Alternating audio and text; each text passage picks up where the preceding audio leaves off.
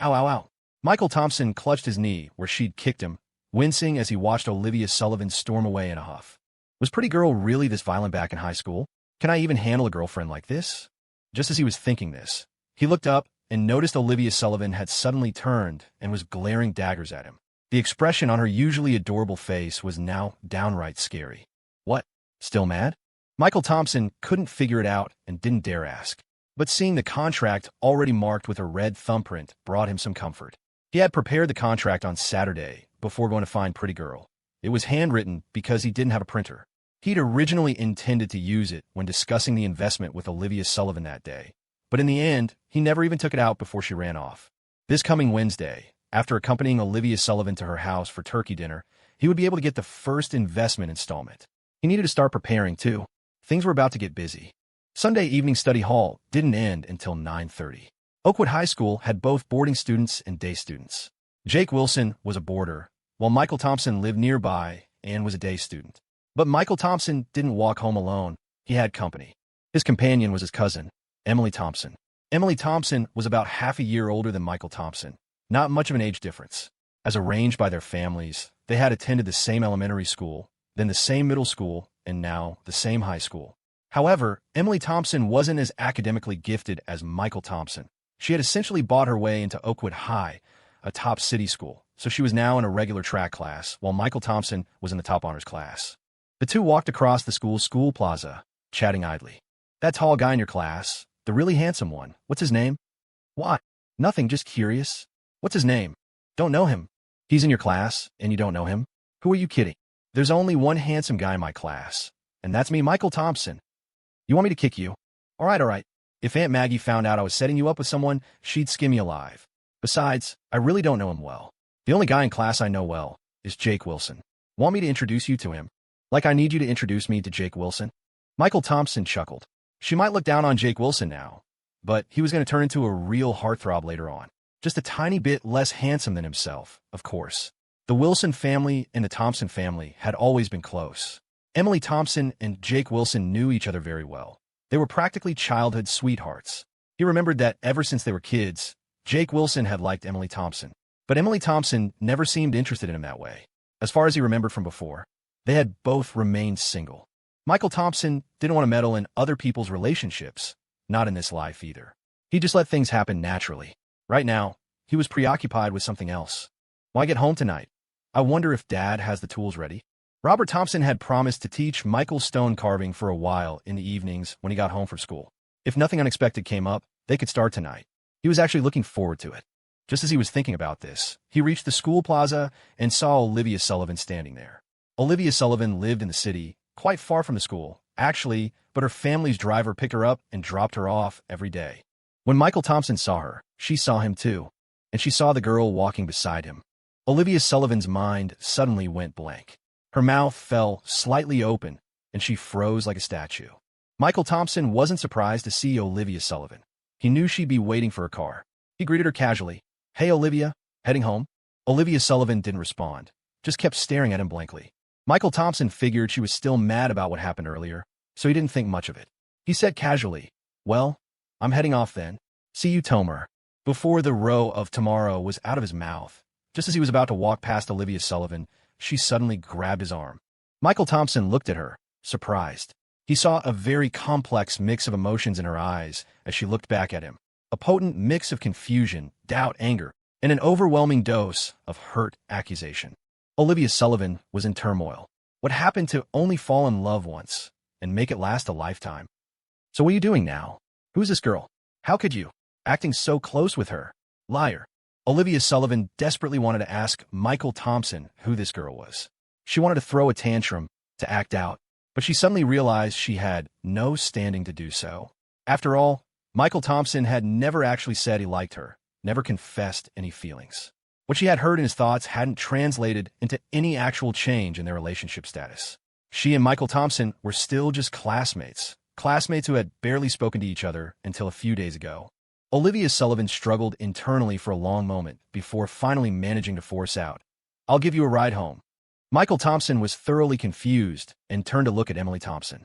Seeing him look at the other girl, Olivia Sullivan immediately said, There's no room in my car. I can only take you. Who are you kidding? Michael thought. Is there anyone in your car besides you and the driver? How could there possibly be no room? Olivia Sullivan heard his thoughts, realized Michael Thompson had seen through her excuse, and quickly added in a low voice, I have something to discuss with you privately. Michael Thompson was a bit surprised. Olivia Sullivan wanted to talk to him privately? It must be about the investment. He thought, right, can't let the family know about that. Michael Thompson was way off track. But Emily Thompson? She was Oakwood High's resident relationship expert. And wasn't it always easier to see things clearly from the outside? How could she not see what was going on? Seeing her cousin being clung to by such a cute girl, she immediately covered her mouth, a knowing, amused smile spreading across her face. Oh, Michael, she chirped. I just remembered something. You don't need to walk me. I can go by myself. Bye. Hey, wait, Emily. Before Michael Thompson could stop her, Emily Thompson had already scampered off and vanished. Meanwhile, Olivia Sullivan tightened her grip on his arm, silently fuming and determined not to let Michael Thompson ditch her chase after that other girl. How dare he call her by such an intimate nickname? Seeing Emily run off, Michael Thompson gave up trying to call her back. He turned back to Olivia Sullivan, who was still clinging to his arm, leaned down, and whispered in her ear, the dean is coming. Olivia Sullivan jumped, quickly let go of his arm, pretended to nonchalantly fix her hair, and cautiously glanced behind her. There was no one there. Michael Thompson had obviously tricked her. Michael Thompson. Olivia Sullivan gritted her teeth, hissing his name. Michael Thompson remained completely unfazed. He explained, Look, I know you get furious if I provoke you, but we can't be grabbing each other like this in the middle of the school plaza. It looks bad. Looks bad how? It hurts my chances of finding a girlfriend. Don't you dare dodge. You try to hit me and expect me not to dodge? Am I stupid? Hey, what kind of animal are you? Since when do you bite? The car arrived quickly, and Michael Thompson got in with Olivia Sullivan.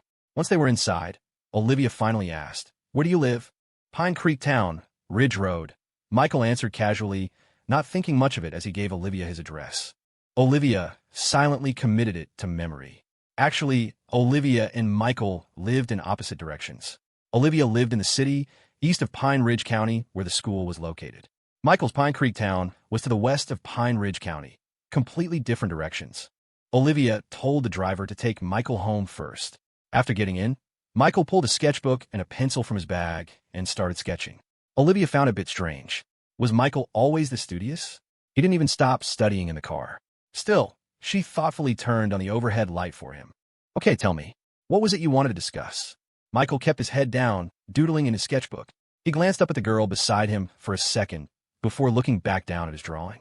That girl just now. The question slipped out before she could think. Michael looked up at her, surprised. Weren't you going to ask about the investment? Why is the pretty girl asking about Emily? Do they have beef? She seemed to look at Emily funny just now. How come? I don't remember them knowing each other in high school. What should I do? If my wife and my cousin get into a fight, whose side should I take? Need advice ASAP. It's urgent. Olivia was instantly exasperated. Did he even have to think about that? Of course, he should help. Wait, cousin? Question mark. Michael watched Olivia bury her face in her hands, too embarrassed to look up, and slowly typed a question mark in his mind. What was wrong with her all of a sudden? Olivia was so embarrassed she wanted the floor mats to swallow her whole. How could she be his cousin? Why didn't he say so earlier? And she'd actually been petty enough not to let his cousin get in the car. So humiliating. Thinking back to the mischievous grin on Emily's face as she left, Olivia flushed with shame. Olivia, what's wrong? Don't touch me. I need to be alone. Alone? Who's alone? Michael didn't understand, but he found Olivia's reaction rather amusing. He tore a page from his sketchbook and started drawing again. It took Olivia a long while to calm down. When she finally looked up, her face was still flushed, her cheeks bright red. Weren't we talking about the investment? Tell me about it, she said brusquely, trying to hide her embarrassment. Her eyes darted around, unable to meet Michael's gaze. Michael asked, puzzled, Tell you what? Well, I need to know how much money you need and what you plan to do with it, right? Olivia snapped. In reality, she didn't care about the details. Ever since she confirmed that the thoughts she heard from Michael were real, knowing he was from the future and also her future that, she hadn't cared. Besides, Michael had saved her grandfather. Even if this was just repayment, it didn't matter. Michael scratched his head helplessly with his pencil. So, you didn't hear a single word I said before, huh? But it doesn't matter. I've kind of changed my mind now anyway. Previously, Michael had planned to get the investment from Olivia open an art studio program, take on fashion and jewelry design commissions, and essentially retrace his old path. But since this system activated, he'd realized there was another shortcut. However, he hadn't verified if that shortcut would work yet, so he decided not to tell Olivia for the time being. Let's talk after your family's turkey dinner. I won't tell you right now. Oh, Olivia could hear Michael's thoughts, but anything related to this system was blocked, like a filtered word. All she knew was that Michael mentioned a shortcut he needed to verify. You're only a sophomore right now. I think you should focus on your studies in high school, Olivia said tactfully. You can get into an Ivy League university, right? She wanted Michael to study hard and go to college in Boston. That way, at least, they'd be in the same city. Michael knew Olivia's original goal in high school had been Boston University, while his had been Jiangxing University. But later, for various reasons, neither ended up at their ideal school. Instead, they attended universities in the same northern city. Afraid Michael might misunderstand, Olivia explained. I'm not saying I want to back out or anything. I just think sophomore year is stressful enough. You probably don't have much time for other things. College will be better. You have a lot more free time in college. Almost everyone heard the line, study hard now, and college will be easy during high school, whether from teachers or parents. But it was bullshit. Whether college was easy depended entirely on the situation. Choose the wrong major, and every day felt like prepping for college entrance exams. Some majors were no less demanding than high school. The major Michael had studied before his rebirth was easy, but it was pointless if you couldn't find a job after graduation. He knew Olivia was concerned about him and smiled. All right, I know what I'm doing. Boston, I'll go. The Rhode Island School of Design he planned to apply to was near Boston. When they arrived at his place, Michael got ready to get out. Olivia muttered under her breath, Your house, is this close to school? Sounding slightly displeased. Michael ignored her comment, tore a page from his sketchbook, and handed it to Olivia. This is for you. What is it? Olivia took it, puzzled. She knew Michael had been drawing something since he got in the car. Initially, she thought he was working on math problems. Only now, as he gave it to her, did she realize that wasn't the case. She looked down and saw a drawing. It depicted her, looking mortified and shy from the earlier misunderstanding and jealousy over Emily. It was just a simple pencil sketch, yet it was incredibly lifelike, perfectly capturing the innocent beauty of her youth. Michael's drawing skills far exceeded her imagination. Olivia blushed instantly, then became furious with embarrassment. She raised the sketchbook as if to hit Michael with it. But Michael just laughed heartily, opened the car door, and bolted. She stared at the open door, the sketchbook still raised in her hand, ultimately unwilling to throw it. Slowly, she lowered her arm, hugging the sketchbook to her chest. A sweet smile unintentionally graced her lips. I'm back. Because he got a ride today, Michael arrived home earlier than usual. But as soon as he walked into the living room, he sensed something was wrong. Margaret Thompson was sitting on the sofa, gripping a feather duster, gritting her teeth with her arms practically squared off, a clear sign someone was in for it today. Looking over at Robert Thompson, he was cowering nearby, looking as meek and downcast as a scolded child. Michael took one look, put down his backpack, and immediately adopted a serious expression to lecture his old man. Dad, how many times have I told you? We need to be men who dote on our wives. Stop making Mom angry all the time. Come on, Mom, calm down. Do me a favor today. Let Dad off the hook this once, okay? Let's not hold it against him. As he tried to pat his mom's shoulder, Margaret Thompson glared at him. Just then, Robert Thompson's voice drifted faintly from behind him. Your mom isn't mad at me, and that feather duster isn't for me. What did that mean? There were only 3 people in the house. Michael immediately retracted the step he had just taken, maintaining a safe distance. Robert added, Michael, your mom found out about you wanting to apply to art school. Michael turned and ran. He hadn't even reached the door before Margaret Thompson grabbed him by the collar. Where do you think you're going? The tigress's voice roared, thick with anger. Michael's expression didn't change as he forced himself to remain calm. It's a big world out there, Mom. I want to see it. Dad, seriously? It hasn't even been half a day and you already spilled the beans? So much for the organization trusting you. Didn't you tell me to talk to your mom?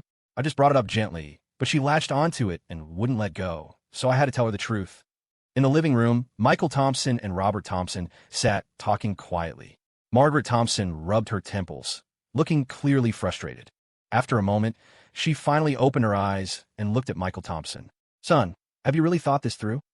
Her tone sounded a little softer. Michael Thompson nodded quickly. Mom, I really have. Oh, really? Margaret Thompson pressed her forehead, muttering something under her breath before asking hesitantly, Son, is the family putting too much pressure on you? Is that why you don't want to take the college entrance exam?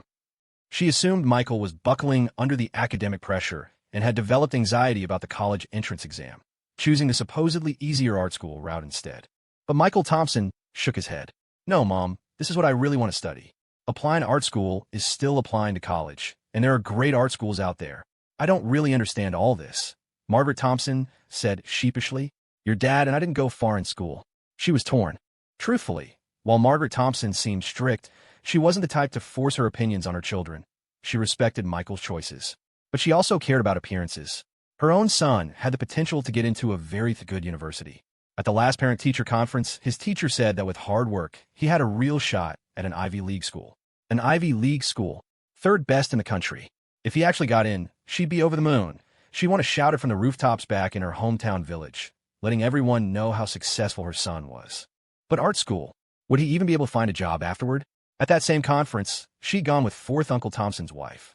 Emily's homeroom teacher had said Emily's grades weren't good enough, that she probably wouldn't get into a regular college, and suggested to her aunt that they consider the art school route for Emily, since it was an easier path to get in. But her son's grades were good. Margaret was deeply conflicted. Seeing her hesitation, Michael quickly pressed his case. Mom, that's such an old-fashioned way to think. What's wrong with art school? Listening to her son, she thought, it actually seemed to make some sense. More importantly, Margaret watched Michael explaining everything so seriously, realizing how much effort he must have put into researching it all. This clearly wasn't some spur-of-the-moment decision, but something he'd carefully thought through.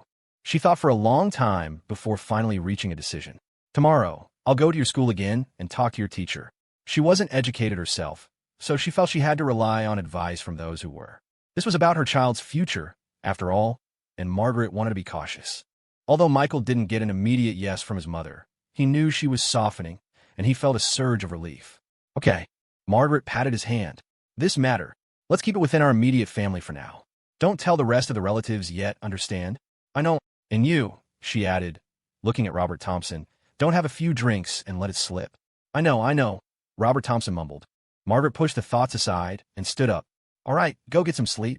The next day, dawn was just breaking. Michael Thompson trudged sleepily towards school, feeling like he was practically sleepwalking. He hadn't slept well. Jake Wilson, grabbing breakfast at the shop next to the school, spotted Michael and decided to mess with him. He snuck up behind Michael, raised his hand, and smacked him sharply on the butt. Michael, morning, ow. What the heck is that? It's so hard. Jake clutched his hand, blowing on it repeatedly, the pain almost bringing tears to his eyes. He stared at Michael in disbelief. Dude, what is that? Have you been practicing some kind of buns of steel technique? Get out of here. Serves you right, Michael said, grinning, then pulled something from his back pocket. This thing, it was a stone seal. Jake took it, turning it over. Michael, what are you doing carrying this around at school? Just messing around with it. Michael pointed to the seal Jake was handling carelessly. Hey, be careful with that. The stone alone is worth over $300. You break it, you buy it. Jake quickly steadied it in his hand, held it carefully, and gave it back to Michael. Michael was lying, of course. The seal was just a scrap piece of stone Robert Thompson had found at his fourth uncle's workshop and given to Michael to practice carving on. The wholesale price for practice stone like that was maybe $2. Robert Thompson had promised to teach Michael how to carve stone. So, the previous night, after Margaret had gone to sleep, he'd secretly stayed up with Michael, practicing by lamplight in the downstairs living room. As a result, Michael had gotten carried away and stayed up too late, hence the sleepiness now. The stone carving practice started with basic engraving techniques. Robert wasn't particularly skilled at seals or fine engraving himself. His strength lay in carving flowers, birds, and landscapes, and he specialized in larger sculptures. His fourth uncle, however, did make seals, which was where the practice stone came from. Plus, Robert had never trained apprentices before, while his fourth uncle had plenty of experience. Robert figured if Michael showed real talent, maybe he should start by learning seal carving from his uncle. Still, Michael thought, after learning some engraving from Dad yesterday, more stone carving and engraving lessons popped up in the dream training class. I could just learn there from now on and not be exhausted all day. With that thought, he headed into the school building alongside Jake, who was finishing his breakfast bun. However, as they reached the school plaza, they were drawn by a commotion. A crowd had gathered in the plaza, all looking up at something. Naturally curious, Michael wanted to see what was going on too. But before he could get closer, Jake pointed towards the center of the crowd. Hey, isn't that Olivia Sullivan from our class? Sis, help me out just this once. Leave me alone. At the school plaza, Olivia Sullivan impatiently shook off a man's hand. The man pestering her looked to be about 20, with a thin build. He had dark circles under his eyes and looked like he'd been run ragged by drinking and women. He dyed his hair bright yellow and wore earrings, giving him a punkish, trying too hard look. This was Olivia Sullivan's older brother, Ethan Sullivan. Although they shared the same mother, the siblings had completely different personalities. Olivia Sullivan had been serious and meticulous since childhood, always the perfect child everyone else's parents wished they had. Ethan Sullivan was the opposite, a master troublemaker. Even the Sullivan family thought he was a lost cause. He had two hobbies, chasing women and gambling. Right now, Ethan Sullivan was deep in gambling debt, owing a hefty sum to loan sharks. He didn't dare tell the Sullivan family, so in desperation, he turned to his sister. "Sis, just help me out this once. I'm your own brother." Ethan Sullivan grabbed Olivia Sullivan, refusing to let her go. "Those guys said if I don't pay up today, they'll chop off my hands. It hurts. Let go." Olivia Sullivan tried to pull her hand back, but even though Ethan Sullivan was worn out from his lifestyle, he was still a grown man. Her petite frame was no match for his strength. Seeing more and more people gathering at the plaza, she was both embarrassed and angry, so upset that tears welled up in her eyes. Ethan Sullivan, however, wasn't intimidated. Seeing the crowd, he actually smirked. "Sis, quite the audience, huh? You must be embarrassed. Maybe some of your classmates are here. If this gets around school, you'll lose face completely. Give me some money, and I'll leave right now." "I don't have any money." "You're lying. You think I don't know how much money you've saved up over the years? Give me $300,000, and I'll leave immediately." $300,000? Are you crazy? If you don't give it to me, you're not going anywhere today. Forget about going to class. We'll see who ends up embarrassed. Ethan Sullivan had completely thrown away any sense of shame. He was truly desperate. He was truly desperate. The person he'd borrowed from this time wasn't someone to mess with. If he couldn't pay, even if they didn't chop off his hands, they'd definitely go to the Sullivan family, straight to Mr. Sullivan himself for the money. He'd be in deep trouble then. As for borrowing from friends, his usual gang of hangers-on had vanished before he could even ask. He was out of options and could only think of hitting up his own sister. Ethan Sullivan knew his sister had money. From childhood onward, the holiday money from aunts and uncles every year must have added up to nearly $1 million. His sister had always saved it herself, and she wasn't a spender, so the money must still be there. Ethan Sullivan wouldn't give up until he got the money today, but he also didn't dare cause too big a scene at the school plaza. If the school found out later and notified the Sullivan family, he'd be finished. So he grabbed Olivia Sullivan and started dragging her toward his car. "Let go of me." Olivia Sullivan finally cried out, struggling desperately. She looked around for help, but no one dared to intervene. But just as Ethan Sullivan pulled the car door open, a rock suddenly flew through the air and hit him square on the forehead. "Ah!" He cried out in pain, clutching his forehead and grimacing. When he looked at his hand again, his forehead was cut open, and his hand was covered in blood. Ethan Sullivan's eyes immediately turned red. He looked up, ready to curse. "Which son of a bitch is asking for it? What a waste of my $300 stone." Just then, someone walked out from the crowd, the heavier-set guy, behind him, still looking shaken.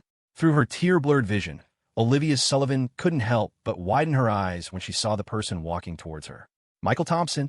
Michael Thompson glanced at the practice seal lying shattered in pieces on the ground, tooted twice, then walked up to Ethan Sullivan, looking him up and down. Of course, he knew Ethan Sullivan, his brother-in-law. After all, the two of them had quite a history, and not a good one. In his past life, Olivia Sullivan had ultimately given up her beloved Boston University and run off to the north to attend some mediocre university. While it wasn't entirely Ethan Sullivan's fault, he certainly deserved a large share of the credit. What kind of person was Ethan Sullivan? One word summed him up perfectly: scum. Looking at all the weirdos in the Sullivan family, this guy was the cream of the crop. But Michael Thompson hadn't ultimately lost out. In his previous life, he'd personally sent Ethan Sullivan to prison. Seeing Ethan Sullivan again now, Michael Thompson wasn't angry. Instead, a relieved smile spread across his face. He hadn't gotten to beat Ethan Sullivan up enough in his past life, but he could get his wish this time around. When Ethan Sullivan saw a high school kid step forward, the same one who just hit him with a rock, he nearly exploded with anger. "You little punk, do you know who I am?" Slap. Before he could finish, a hard slap landed across his face. Ethan Sullivan was stunned by the slap. How could he be so direct right off the bat? He looked at Michael Thompson, his eyes full of disbelief. "You slap? You what? I slap? I what? You son of a bitch. Slap. Why the foul language? Don't you have any manners?" Beside them, Olivia Sullivan's eyes widened as she watched her brother get slapped repeatedly. For a moment, she forgot to cry. Her pupils reflected only Michael Thompson's figure standing protectively in front of her, shining brightly. Ethan Sullivan was about to cry. Couldn't he let a guy finish a sentence? Was there no reasoning with him? He'd never been wronged like this in his life. Even my dad never hit me like this. I'll fight you. Ethan Sullivan reached out to grab Michael Thompson's face, trying to scratch him. Despite his gangster appearance, Ethan Sullivan was actually terrible at fighting. After all, he was weak, and his lunge was more like a woman trying to scratch someone's face. Before Michael Thompson could even react, Jake Wilson behind him roared, "Michael, I got your back." Jake Wilson kicked Ethan Sullivan, who was lunging at Michael Thompson, sending him stumbling back against the car. He still hadn't quite figured out what was going on. He didn't know why Michael Thompson had suddenly started hitting someone, nor did he even know who was being hit. He only knew that Michael Thompson was in a fight, and Jake Wilson had always been the type to back his friends, right or wrong. When his good buddy was fighting, he'd jump in first and ask questions later. It was precisely because of this loyalty that Michael Thompson's friendship with him had lasted the longest. Michael Thompson was touched. Good brother. He didn't hold back, taking advantage of Jake Wilson's kick to rush forward and grab Ethan Sullivan by the collar. Ethan Sullivan, still craning his neck, cursed, "Kid, I'll remember your face. You're dead." Michael Thompson suddenly leaned down and whispered in his ear, "You stole Mr. Sullivan's family heirloom. You really think Mr. Sullivan doesn't know?" Those words instantly made Ethan Sullivan shut his mouth. He stared wide-eyed, looking at Michael Thompson in disbelief. How could he possibly know about that? This son of a bitch, Michael Thompson thought. I wasn't even looking for you, and you show up here? How dare you lay a hand on a woman I cherish so much? In that moment, all the colors seemed to drain from Olivia Sullivan's world, leaving only Michael Thompson in sharp focus. A woman I cherish so much. A woman I cherish so much. The phrase echoed in her mind, drowning out everything else. The heartache and sadness brought on by Ethan Sullivan's unreasonable tantrum gradually faded, replaced by a warm, rosy feeling. She cupped her face, her delicate cheeks burning as if they might melt. She felt both bashful and overjoyed. But soon, worry filled her heart again. Olivia Sullivan worried about Michael Thompson. She knew what kind of person her brother was. Now that Michael Thompson had hit him, Ethan would definitely never let it go. That bastard was capable of anything. I have to do something. She looked up worriedly, only to witness a scene that left her utterly stunned. Michael Thompson pointed at the shattered stone on the ground. Ethan Sullivan, his face dark, silently pulled out his wallet, reluctantly counted out a few dollar bills, and handed them to Michael Thompson. Olivia Sullivan stared, dumbfounded. What was going on? A few minutes earlier, after Michael Thompson whispered that sentence in Ethan Sullivan's ear, Ethan broke out in a cold sweat. He had previously stolen a family heirloom from home, a cherished treasure belonging to old Mr. Arthur Sullivan, and sold it to pay off gambling debts. But Ethan had done it alone, replacing it with a fake. Absolutely no one else could possibly know. Could Grandpa have found out the family heirloom was replaced with a fake? Even so, how did this student in front of him know? Who is this guy? Ethan's mind raced. Old Mr. Sullivan would never mention something like this to ordinary people, not even family members. He'd only confide in his closest old friends. Could this kid be from one of those families? Considering how Michael Thompson had stood up for Olivia Sullivan, Ethan's imagination ran even wilder. It suddenly occurred to him. What if the old man was secretly planning to make Olivia Sullivan his successor, and this guy knew about it, and was pursuing his sister? It actually seemed possible. After all, his sister was the most promising one in the Sullivan family, practically guaranteed to get into an Ivy League university. She was mature, too, and Grandpa had always favored her.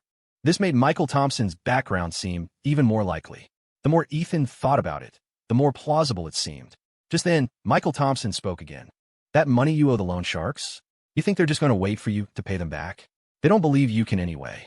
Why don't you go home right now and see if the loan sharks aren't having tea with old Mr. Sullivan? Ethan's face turned deathly pale. He scrambled to get in his car and head home. If what this guy said was true, he was dead meat. The kind even Jesus couldn't save. Hold on. Just as Ethan was about to leave, Michael Thompson grabbed his shoulder. Ethan looked at him, fear flickering in his eyes, and swallowed hard. "WH, what do you want now?" He suddenly felt a growing fear of this boy who was clearly younger than him. Michael Thompson pointed to the ground, where the seal he'd thrown had shattered into several pieces. $300. WH, what? 300? Playing dumb? I just bought this seal. $300. Ethan almost choked. Didn't you break it hitting me over the head? And now you want me to pay for it? Even I've never been this shameless. But he forced himself to swallow his anger. This wasn't the time to argue with this guy. He needed to get home. Ethan reluctantly took the money out of his wallet, handed it to Michael Thompson, then hurriedly got into his car and sped off, leaving a cloud of dust. And so, the farce finally came to an end. Michael Thompson gleefully stuffed the cash into his pocket, then walked over to the stunned Olivia Sullivan. He pulled a pack of tissues from his pocket, took one out, and casually dabbed at her face. Wipe your face. You were crying so hard, you got snotty. Olivia Sullivan immediately blushed, turned away awkwardly, and blew her nose. Just then, a school security guard came running over, shouting, "Hey, you over there? What was going on? What class are you in?" "Crap," Michael Thompson yelled to Jake Wilson. "Jake, trouble, let's scram." He grabbed Olivia Sullivan's hand and pulled her into a run. Olivia stared blankly at him, letting him lead her by the hand as he ran ahead, while she simply followed in his steps. Ding dong, the school bell rang for class. The sound of students' morning reading echoed through the school buildings. Outside, in the school plaza, Michael Thompson sat on the edge of a flower bed, eating an ice cream bar. Beside him, Olivia Sullivan sat close, occasionally stealing glances at him before quickly lowering her head, blushing. "Well, I know I'm the type girls tend to like," he said, turning to look at her with a smile. "But you keep sneaking looks at me. It's making me a little embarrassed. Just look openly if you want." Olivia realized Michael Thompson hadn't missed her subtle glances. Embarrassed and annoyed, she lightly punched his arm and muttered, "You're shameless." "Hey, Olivia, watch your words," Michael Thompson protested. "After all, I did just help you out of jam. Not even a thank you. I'm not thanking you." "Ah, such a heartless woman." "But," Olivia stood up, walked in front of Michael Thompson, put her hands behind her back, and said shyly, "If you can get into an Ivy League university, I have a gift for you." She didn't want to date in high school, but college. Michael Thompson rolled his eyes and went back to licking his ice cream bar. "Why don't you just say you're not giving me anything?" Olivia immediately got flustered, grabbing Michael Thompson's shoulders and shaking him gently. "Can't you have some ambition? Let's work hard together. I'll help you. I'll study with you." Setting Kyoto University as the goal was her way of motivating Michael Thompson. Actually, getting into any university in Kyoto would be fine, but she couldn't let Michael Thompson slack off. After all, he was her future. Unfortunately, Michael Thompson wasn't buying it. "Well, sorry to disappoint you." Michael Thompson took a bite of his ice cream bar and scoffed. "I'm not planning on taking the regular university entrance exams anymore. I'm going for the art school entrance exams. I'm aiming for Rhode Island School of Design, so I won't be able to join you at Kyoto University." Olivia Sullivan was very surprised, but thinking about Michael Thompson's talent for drawing kind of made sense. He must really love it. RISD, Rhode Island School of Design, that's not bad either. It's a good school, and it's also in Kyoto. Olivia was about to nod when she suddenly realized something and gasped. "Doesn't that mean you'll have to switch classes? Students on the art track study different things than those on the regular academic track. So, if Michael Thompson switched to the art track, he wouldn't be able to stay in their current class. That meant he and Olivia Sullivan wouldn't be classmates anymore. Their classrooms wouldn't even be in the same building." Michael Thompson teased, "What? Gonna miss me, Olivia?" Who'd miss you?" Olivia Sullivan turned away, trying to sound tough. "What class you're in has nothing to do with me." But her tone was a little annoyed, and she lightly bit her lip. She wagged a finger. But look, we're already sophomores, and the first semester is almost over. If you switch classes now, won't you fall behind? Maybe you should just forget about it. I already know the stuff the art students need to learn, and my grades in the regular subjects are fine. I've already convinced my family, and convincing the school shouldn't be hard." Michael Thompson had made up his mind and naturally had his reasons. Olivia Sullivan suddenly got angry and stomped her foot. "Fine, do whatever you want. I'm going back to class." "Hey, wait up. Let's go back together." Michael Thompson quickly finished his ice cream bar, tossed the wrapper in a nearby trash can, and jogged to catch up with Olivia Sullivan. On the way back to the classroom, Olivia had planned to give Michael Thompson the silent treatment out of spite. But then Michael Thompson actually didn't talk to her either, which made her even angrier. They timed their return to the classroom for the morning reading period, planning to get back just before first period started. The teacher wasn't always in the room during morning reading, just checking occasionally, so skipping wasn't a huge deal as long as your desk mate covered for you by saying, "He went to the restroom." But as they were heading toward the classroom for Honors Class A and past the faculty office, they saw Jake Wilson standing punishment in the hallway outside. Jake Wilson winked and made faces at him, then nudged his chin towards the empty spot next to him. Michael Thompson. Looks like Jake Wilson hadn't escaped the dean's pursuit and had been caught red-handed. If Jake was caught, Michael probably couldn't escape either. Hadn't Jake already saved him a spot right there? See? Michael Thompson ran a hand through his hair and walked resignedly into the faculty office. Michael Thompson's homeroom teacher, Mr. Wilson, was a short man in his 40s who taught physics for sections A and B. Mr. Wilson was sitting at his desk, arms crossed, looking none too pleased at a student standing before him. Michael Thompson, explain yourself. Michael Thompson raised his hand formally. Reporting, sir. I believe my actions were merely helping a fellow student to the best of my ability. I don't require any special commendation from the school. It would only make me conceited. You little rascal. Honestly. Mr. Wilson glared, picking up the lesson plan from his desk, as if he were about to hit Michael Thompson. Of course, it was just for show. Mr. Wilson slammed the lesson plan down on the desk, hitting someone in front of all those people, and then running off right after. Did you think the security cameras at the school gate are just decorations? The dean checked them and came straight to me. Michael Thompson gave him an odd look. Sir, if there are cameras, couldn't you see I was just coming to someone's aid? Hitting someone is still wrong. So I should have just stood there and watched. Olivia Sullivan is my classmate. Weren't you the one who taught us to be friendly and stick together? Was it really because Olivia Sullivan is your classmate? You just saw she was pretty and you were thirsty or whatever. Mr. Wilson's words made Michael Thompson think his next sentence would be, you degenerate. But the old teacher had too much professional integrity. He wouldn't easily curse in front of a student. Mr. Wilson said, his expression unhappy. At the very least, you could have told a teacher and let us handle it. It was urgent. Call your parents. Have them come down here. Sir, no need to call. My mom should already be on her way, Michael Thompson said with an embarrassed grin. Didn't you ask my parents to come to the school last week? Mr. Wilson. What? You sound proud of that? He rubbed his forehead, looking exasperated, and pointed outside the office. Skip your morning classes. Go stand outside. Michael Thompson came out of the office and went to join Jake Wilson outside. Michael, Jake Wilson whispered. Don't blame Mr. Wilson. You should have seen him before you got here. He got into a huge argument with the dean for us. He was really sticking up for you, looked totally cool doing it. I was so moved, I decided I'm not going to sleep through his physics class anymore. I know. Michael Thompson knew, of course, that Mr. Wilson had gone easy on them. Calling parents was mostly just a lecture, nothing more serious. Under normal circumstances, fighting at Oakwood High School would earn you more than that, an official demerit, or even suspension for serious cases. Mr. Wilson might seem like a strict, stubborn old guy, but he was genuinely a good teacher worthy of respect. Michael Thompson appreciated what he'd done. Michael Thompson and Jake Wilson stood punishment outside the office for a whole class period. During that time, Olivia Sullivan came by. She went into the office. It wasn't clear what she said to Mr. Wilson, but came out again quickly. Are you thirsty? She whispered to Michael Thompson as she came out of the office. Michael Thompson shook his head. Jake Wilson's eyes practically lit up. Hey, I'm thirsty. Can you bring me a bottle of water? Olivia Sullivan agreed. But when she came back, she had brought water for Michael Thompson too. Jake Wilson looked down at the Nongfu spring water in his hand, then at the Horizon organic milk in Michael Thompson's hand, then watched Olivia Sullivan already jogging away. He twisted the cap off his water bottle and took a sip. Yep, tasted like bitter third-wheeling. Margaret Thompson arrived at the school during the second period. When she saw her son standing punishment outside the teacher's office, with that chubby kid from the Wilson family next to him, her expression was one of utter surprise. After Margaret Thompson went into the office, a little while later, they heard Mr. Wilson inside telling Jake Wilson to go back to class and calling Michael Thompson in. As soon as Michael Thompson entered the office, he saw his mom deep in enthusiastic conversation with his homeroom teacher. Oh, Mr. Wilson, what a coincidence meeting you like this. You know, back home, our families might even know each other.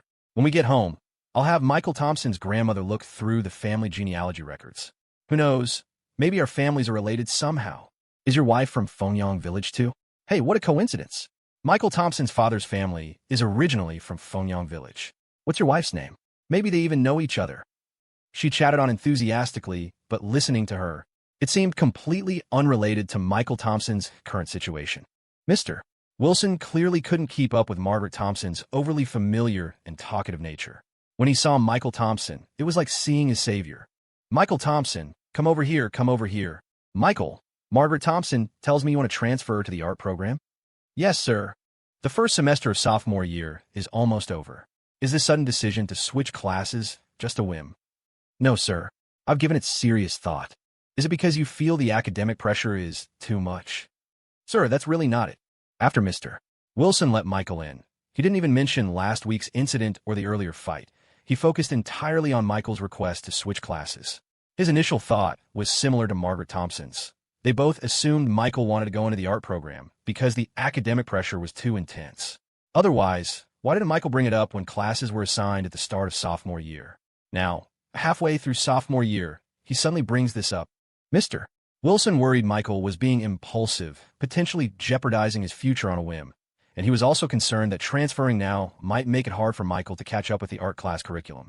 But Michael was as resolute as ever, completely unswayed. In the end, Mr. Wilson had no choice but to agree to let Michael try the art class for 2 weeks to see how it went. If Michael changed his mind, he could return to Honors Class A. He even tried to reassure Margaret Thompson, saying, "Our school's art program also emphasizes academics. 2 weeks in the art class won't affect Michael's studies much. If the boy has his mind set on it, it's okay to let him try." Margaret Thompson didn't know much about these things, so she just nodded along with whatever the teacher said. "All right, Mr. Wilson, I trust your judgment. Let's let him give it a try." After leaving the faculty office, Michael walked his mom out of the school plaza. On the way, Margaret Thompson lowered her voice. "Your teacher mentioned you got into a fight? Watch your wording. It was stepping up for someone." Michael corrected her. "Oh, please," Margaret Thompson grumbled. "That teacher of yours, actually defending you. Does helping a classmate mean you can just start punching people? What if something serious happened? Can the school even take responsibility? No matter how justified the reason, getting punched still hurts, doesn't it?" Then she asked quietly, "Did you get hurt?" Michael grinned. "Are you kidding? Whose son do you think I am?" Margaret Thompson laughed, then scolded, "Don't let it happen again. If you get into another fight, don't even bother coming home, or you'll be grounded for life." "All right, Mom, I got it. Okay, hurry back to class. Mom's leaving now." If Margaret Thompson had been truly angry, she wouldn't have been so lenient. Clearly, she wasn't really blaming her son. Deep down, she might have even felt he did the right thing, even if she couldn't condone the fighting itself. Still, Michael was quite surprised that Mr. Wilson had defended him in front of his mom.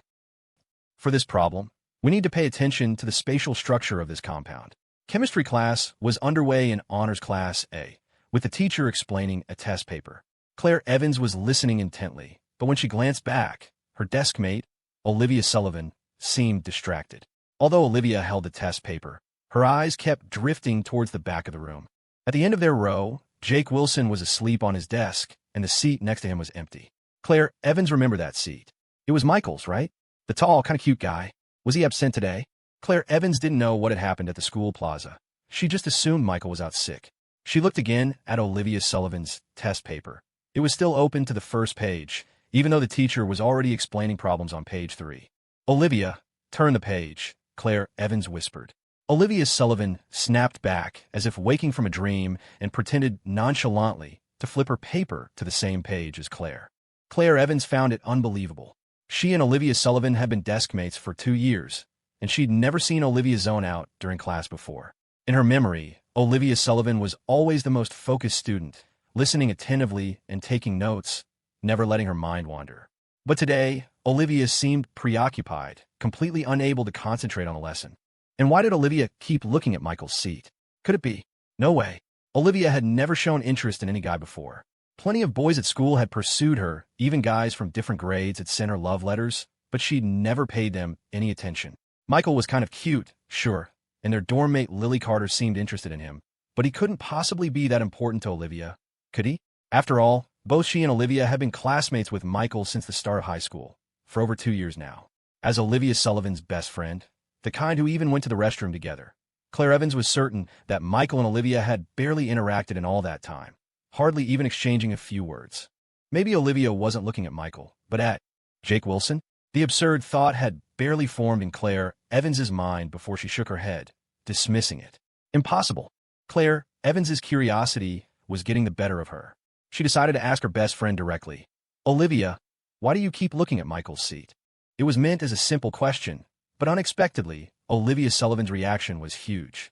"I wasn't Caught off guard, Olivia Sullivan blurted out the denial instinctively, her thoughts scattering. Naturally, the entire class turned to look at them in surprise. The chemistry teacher at the front cleared his throat. Save your conversation for after class. Please be quiet during the lesson. Olivia Sullivan and Claire Evans both shut their mouths, not daring to speak again. But seeing Olivia Sullivan blushing and looking down, Claire Evans's interest was piqued. She scribbled a line in her notebook, nudged Olivia Sullivan with her elbow, and slid the notebook over. Olivia Sullivan pretended to listen intently, but her eyes couldn't help darting towards the notebook. Olivia, Lily Carter told me she saw Michael getting into your car yesterday. She saw. Olivia felt a pang of annoyance and quickly scribbled back in the notebook. I just gave him a ride since we were going the same way. We're classmates, after all. Same way? Don't you live downtown? Those are opposite directions. I went to a relative's house yesterday, so it was on the way. She drew the exclamation point forcefully, as if to emphasize the credibility of her claim. Claire Evans pursed her lips, unclear whether she didn't believe it or was just pretending to. But she didn't press the issue. Instead, she wrote another sentence in the notebook. After Lily Carter saw you yesterday, she asked me to ask you, do you like Michael? If it's just a misunderstanding, she's planning to confess her feelings to him. Olivia Sullivan's face froze instantly. The pen in her hand hovered midair, unable to move. Someone was going to confess to Michael. Olivia Sullivan stared at the words Claire Evans had scribbled in her notebook, her mind going completely blank. Like him or not? She didn't know how to answer. Images flooded her mind unbidden. Eating with Michael the other day, when he peeled an egg for her, Michael grabbing her hand as they ran off together. The two of them sitting on the planter outside the snack shop, eating ice cream and chatting. Then, the girl in her mind's eye changed into someone else. Crack! The pen in her hand fractured under the pressure. A sour feeling churned in her stomach. Just as Olivia was grappling for an answer, she suddenly noticed the homeroom teacher, Mr. Wilson, leading Michael back into the classroom. Mr. Wilson called the chemistry teacher out into the hall. They spoke briefly. Michael, meanwhile, returned to his seat and started packing his things. The noise of him gathering his belongings woke Jake Wilson, who had been sneaking a nap nearby. Seeing Michael packing, Jake immediately got worked up. Michael, old Mr. Wilson didn't actually suspend you, did he? That's harsh. Michael kept packing. What are you talking about? I'm switching classes. Switching classes? Yeah, to the art studio program. Jake stared at him, astonished. Michael just smiled. It's complicated. I'll tell you later. After stuffing everything into his backpack, Michael slung it over his shoulder and followed Mr. Wilson out of the room. As Michael passed Olivia's desk, she felt an urge to reach out, to grab the hem of his shirt. But it was only a thought. She did nothing, just watched Michael leave the classroom with Mr. Wilson, carrying a pile of books in his backpack. The murmur of their conversation drifted back from the hallway. The realization that she wouldn't see Michael in class anymore, that they wouldn't even be in the same building, left an indescribable knot in Olivia's stomach. Claire Evans asked, looking surprised, "What's going on with Michael?" "He switched classes." "Switched? Isn't our class the top honors class? His grades aren't bad enough to get kicked down to a regular class, are they? The placement exams were ages ago. He's going to the art studio program. He wants to study art." Claire gave Olivia a strange look, noticing her crestfallen expression and the slightly sharp tone she'd used, clearly not directed at her. Who it was directed at seemed obvious. Maybe I should talk to Lily Carter when we get back to the dorm? Claire thought. No, more like console her. My roommate doesn't stand a chance. You'll be in this class from now on. I've already spoken with their homeroom teacher, Laura Gibson. Mr. Wilson explained, having led Michael to a different academic building. Oakwood High School's art studio program had only 2 classes, both housed in this building.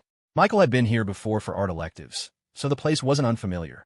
When they arrived, the art class was in the middle of a studio session. Students were clustered around easels, sketching a still life set up in the center of the room. Laura Gibson, the teacher Mr. Wilson mentioned, was a young woman, maybe around 30, wearing glasses that gave her a quiet, scholarly air. She was quite pretty.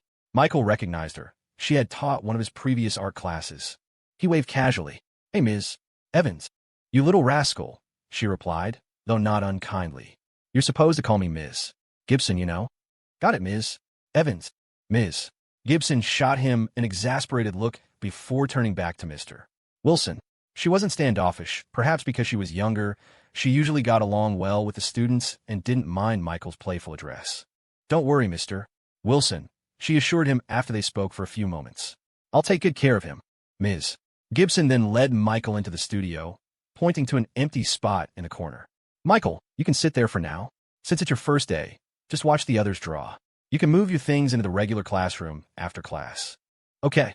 Sophomore year in the art studio program still involved mostly academic subjects, with specialized art classes taking up only a day or two each week.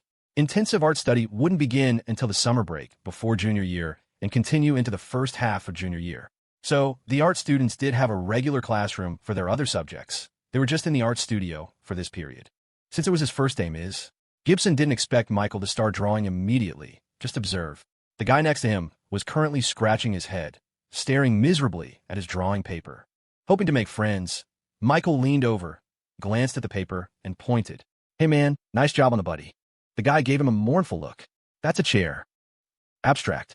Very deep, full of artistic flair. But at least this gourd here. Those are 2 apples. How about you buy me a soda later, and I'll fix this for you. The guy eyed him skeptically. Are you any good? If I'm not, I'll buy you a soda. All right, deal. Be my guest. The guy readily slid over, handing Michael his sketching pencil. Michael didn't hesitate. He took the pencil, sat down at the easel, put the guy's postmodern abstract masterpiece aside, and clipped a fresh sheet of paper to the board. After smoothing it out, he studied the subject, a simple fruit bowl on a table, filled with common fruits like apples, bananas, and pears. Ms. Evans sat near the table, looking at her phone, seemingly texting someone. Michael held up his pencil, sizing up the proportions, then began sketching on the paper with relaxed confidence. Ding dong, ding dong. The bell rang soon after. The students in the art studio turned in their work and gradually filed out. Michael gathered his books to head to the new classroom when the guy whose drawing he'd offered to fix approached him, looking thrilled. Dude, that was amazing. Seriously. What's your name? I'm Travis Miller. Let's be friends. Michael, don't forget the soda. Definitely, definitely. We're bros now. Travis Miller was naturally friendly and happily took half of Michael's books, heading to the classroom with him. Back in the art studio, Ms. Gibson was tidying up the drawings the students had submitted. Her phone, left on the table, buzzed. She picked it up and read the message. Gibson, it's really not what you think. There's nothing going on between me and her. Ms. Gibson sighed heavily, her expression momentarily clouded with sadness. Bad luck, she thought. Picked another jerk. Shaking it off, she gathered the submitted sketches and began flipping through them casually. As she looked, her brow furrowed. What is all this? The student work was frankly painful to look at. Even the simplest still life drawings were mostly indecipherable messes. A few were passable, but most were failures. And they'd been at this for a whole semester. Then, her flipping stopped abruptly. Her mouth fell slightly open in surprise. Before her lay a pencil sketch. It depicted a classroom scene, fruit arranged on a table, a woman leaning against it, gazing at her phone with a face full of worry and unspoken sorrow. Using only a pencil, the artist had captured striking light and shadow, rendering the expression on the woman's face lifelike. Even looking at the drawing, one could sense the subject's inner turmoil. Is that me? Ms. Gibson stared at the drawing for a long moment before her eyes drifted down to the signature in the corner. She murmured the name softly. Travis Miller. Michael Thompson quickly fit into his new class, making his first friend, Travis Miller at least. Travis was a bit carefree and straightforward, maybe a little naive, but definitely enthusiastic. From him, Michael found out a lot about the art studio program, like the names of their classmates and how classes usually ran.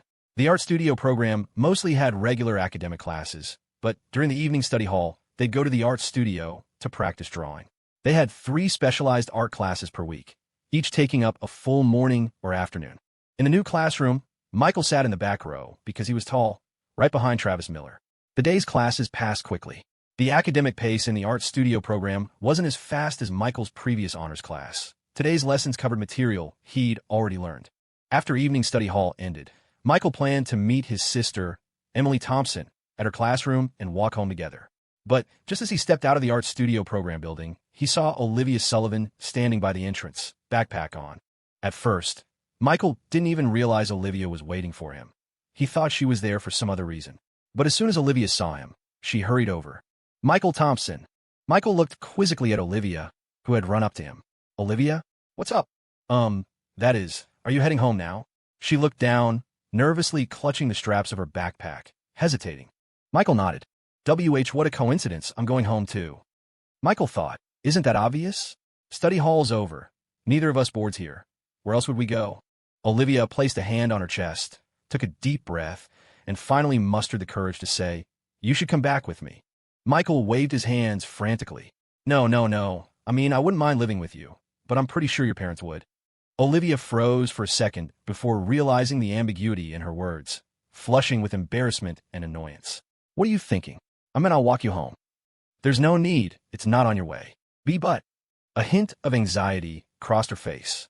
She glanced around, pulled Michael aside, and whispered, you beat up Ethan Sullivan today. I'm worried he'll cause trouble for you. Michael looked at her. Her eyes were full of concern, clearly afraid that he'd get into trouble for helping her. A warmth spread through him, but he smiled. Don't worry about it. Ethan Sullivan getting revenge on me? Michael thought privately. He probably doesn't have time for me right now. I bet he's got his hands full. Olivia heard Michael's thoughts. Although she didn't understand where his confidence came from, she couldn't help but worry. Ethan Sullivan was her own brother. She knew exactly what kind of person he was. Calling him vindictive was putting it mildly. He held grudges over the smallest things. Michael had beaten him up in front of so many people today. How could Ethan possibly let it go? Besides, she and Michael weren't in the same class anymore. If they could walk home together, at least they could see each other every day. Besides, your home isn't on my way. It's too much trouble. If there's nothing else, I should get going. Michael was about to wave goodbye to Olivia, but as he turned to leave, she grabbed his hand tightly. Her two small hands held his larger one, refusing to let go. Michael froze, staring at her hands for a long moment before looking up at her face. Under his gaze, Olivia lowered her head shyly, mumbling softly, I'm worried. Just let me walk you home. But she still didn't release his hand. Seeing her insistence, Michael had no choice but to agree. All right. Olivia beamed, a happy smile spreading across her face. Michael leaned closer and whispered, but could you let go of my hand first? I think the dean upstairs noticed us. Only then did Olivia realize she was still clutching Michael's hand. She blushed and quickly let go. From a second floor above, the dean's stern voice echoed. You two students down there, what class are you in? Run. Michael grabbed Olivia's hand and bolted. This was the second time today Olivia had been pulled along in a run by Michael. They didn't stop until they reached the school plaza. Olivia wasn't very athletic and was completely exhausted, bending over with her hands on her knees, panting heavily. Michael, in contrast, was perfectly composed, standing beside her without being flushed or out of breath. He even chuckled, Olivia, you're really out of shape. Olivia didn't have the energy to argue, merely shooting him an irritated glare. Her ride was early today and already waiting at the school plaza. Olivia got into the car first, but the door was still open. She saw Michael staring towards the school gate, not getting in.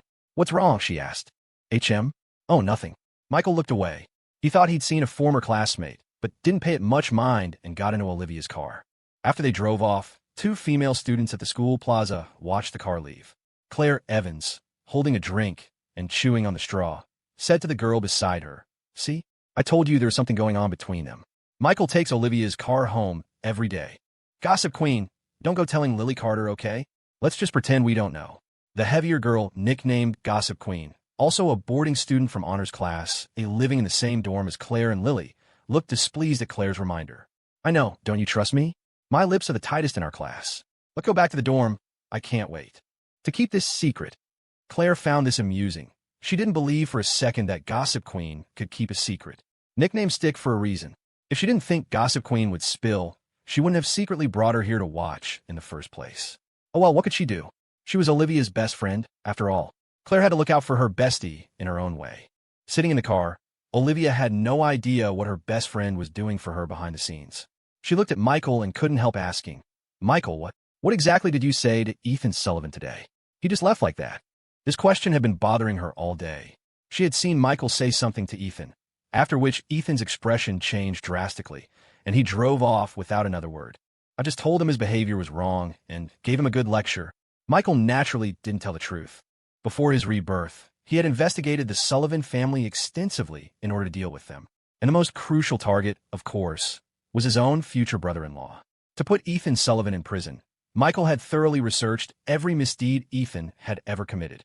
Much of this information, Olivia herself had told him back in his previous life. Before he was reborn, everyone in Honors Class A knew about Ethan's relentless harassment of Olivia in high school. Back then, Olivia didn't have Michael to stand up for her that day. She was eventually forced to give Ethan $300. But this $300 didn't satisfy Ethan. It was just the beginning, leading him to repeatedly demand money from his own sister, even becoming physically abusive.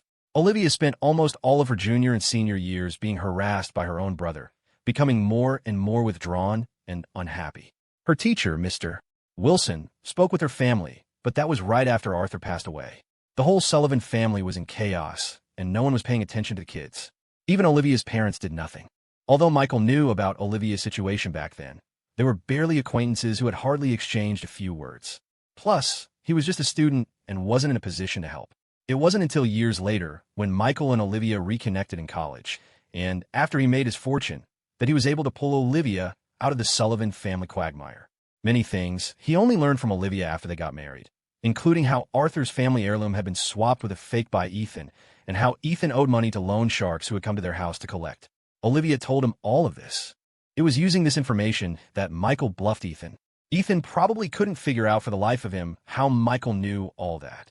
So when Olivia asked Michael what he had said to Ethan to make him leave so abruptly, he couldn't explain the real reason and just laughed it off.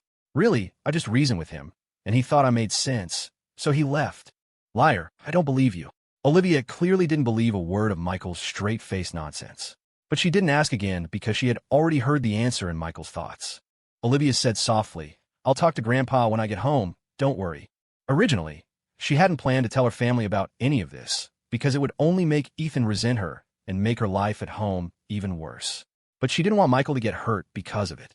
Also, she hesitated for a moment, then awkwardly said, "Thank you."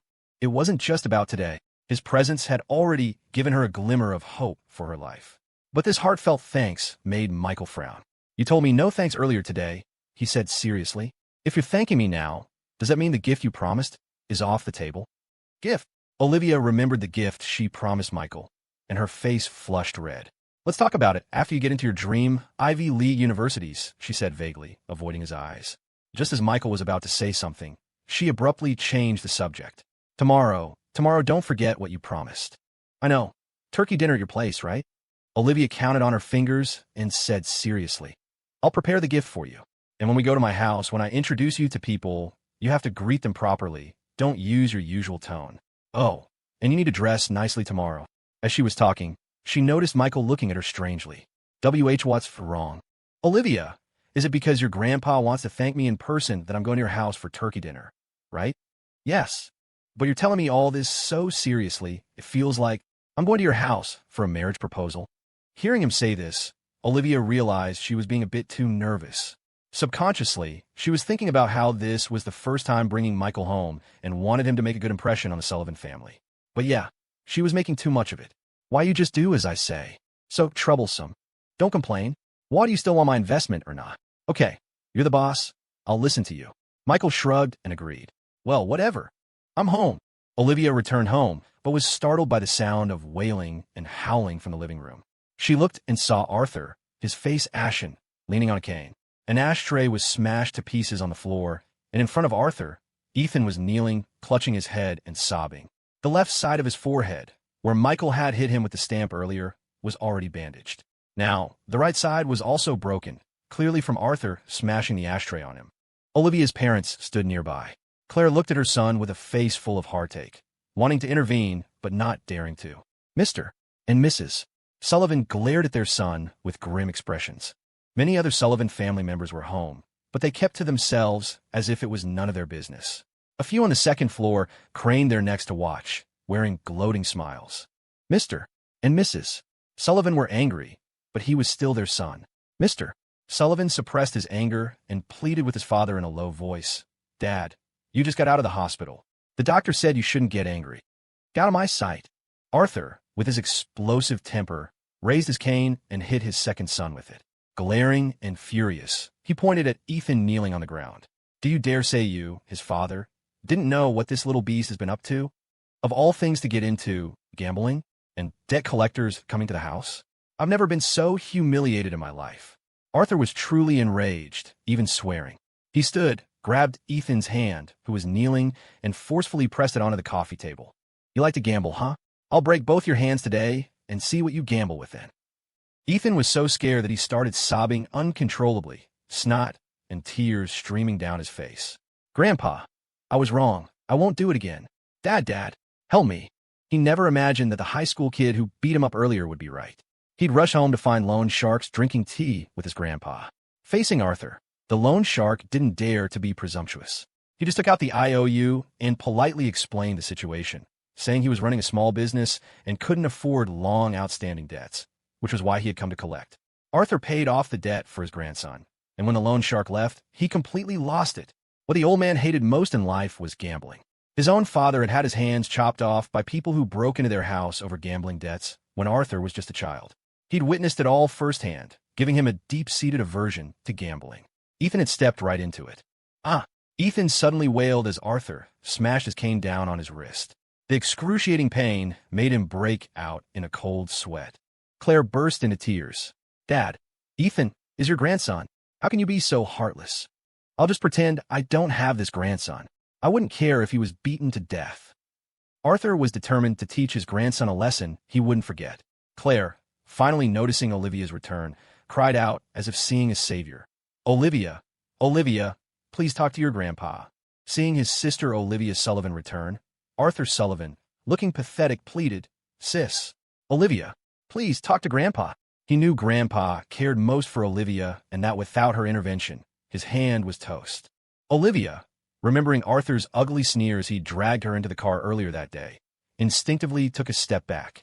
But her distraught mother stood beside her, and Arthur was putting on a convincing display of remorse. Olivia's expression flickered with conflict, but eventually she approached her grandfather. "Grandpa, are you really going to break Arthur's hand?" Seeing his granddaughter home from school, Mr. Sullivan's face softened slightly, but he still shook his head. "No one's pleas will work today. He needs a lesson he won't forget." Olivia glanced again at Arthur, who was now clasping his hands in supplication. She shook her head. "No, I'm not here to plead for him." She took her grandfather's cane. "I'm saying, using a cane will tire you out. There are knives in the kitchen. Those are quicker. Should I have someone bring one?" "Mr. and Mrs. Sullivan." Arthur, he hadn't expected his sister to be so ruthless. The thought of a kitchen knife nearly sent him into a panic. Was she trying to kill him? Olivia wasn't pleading for him at all.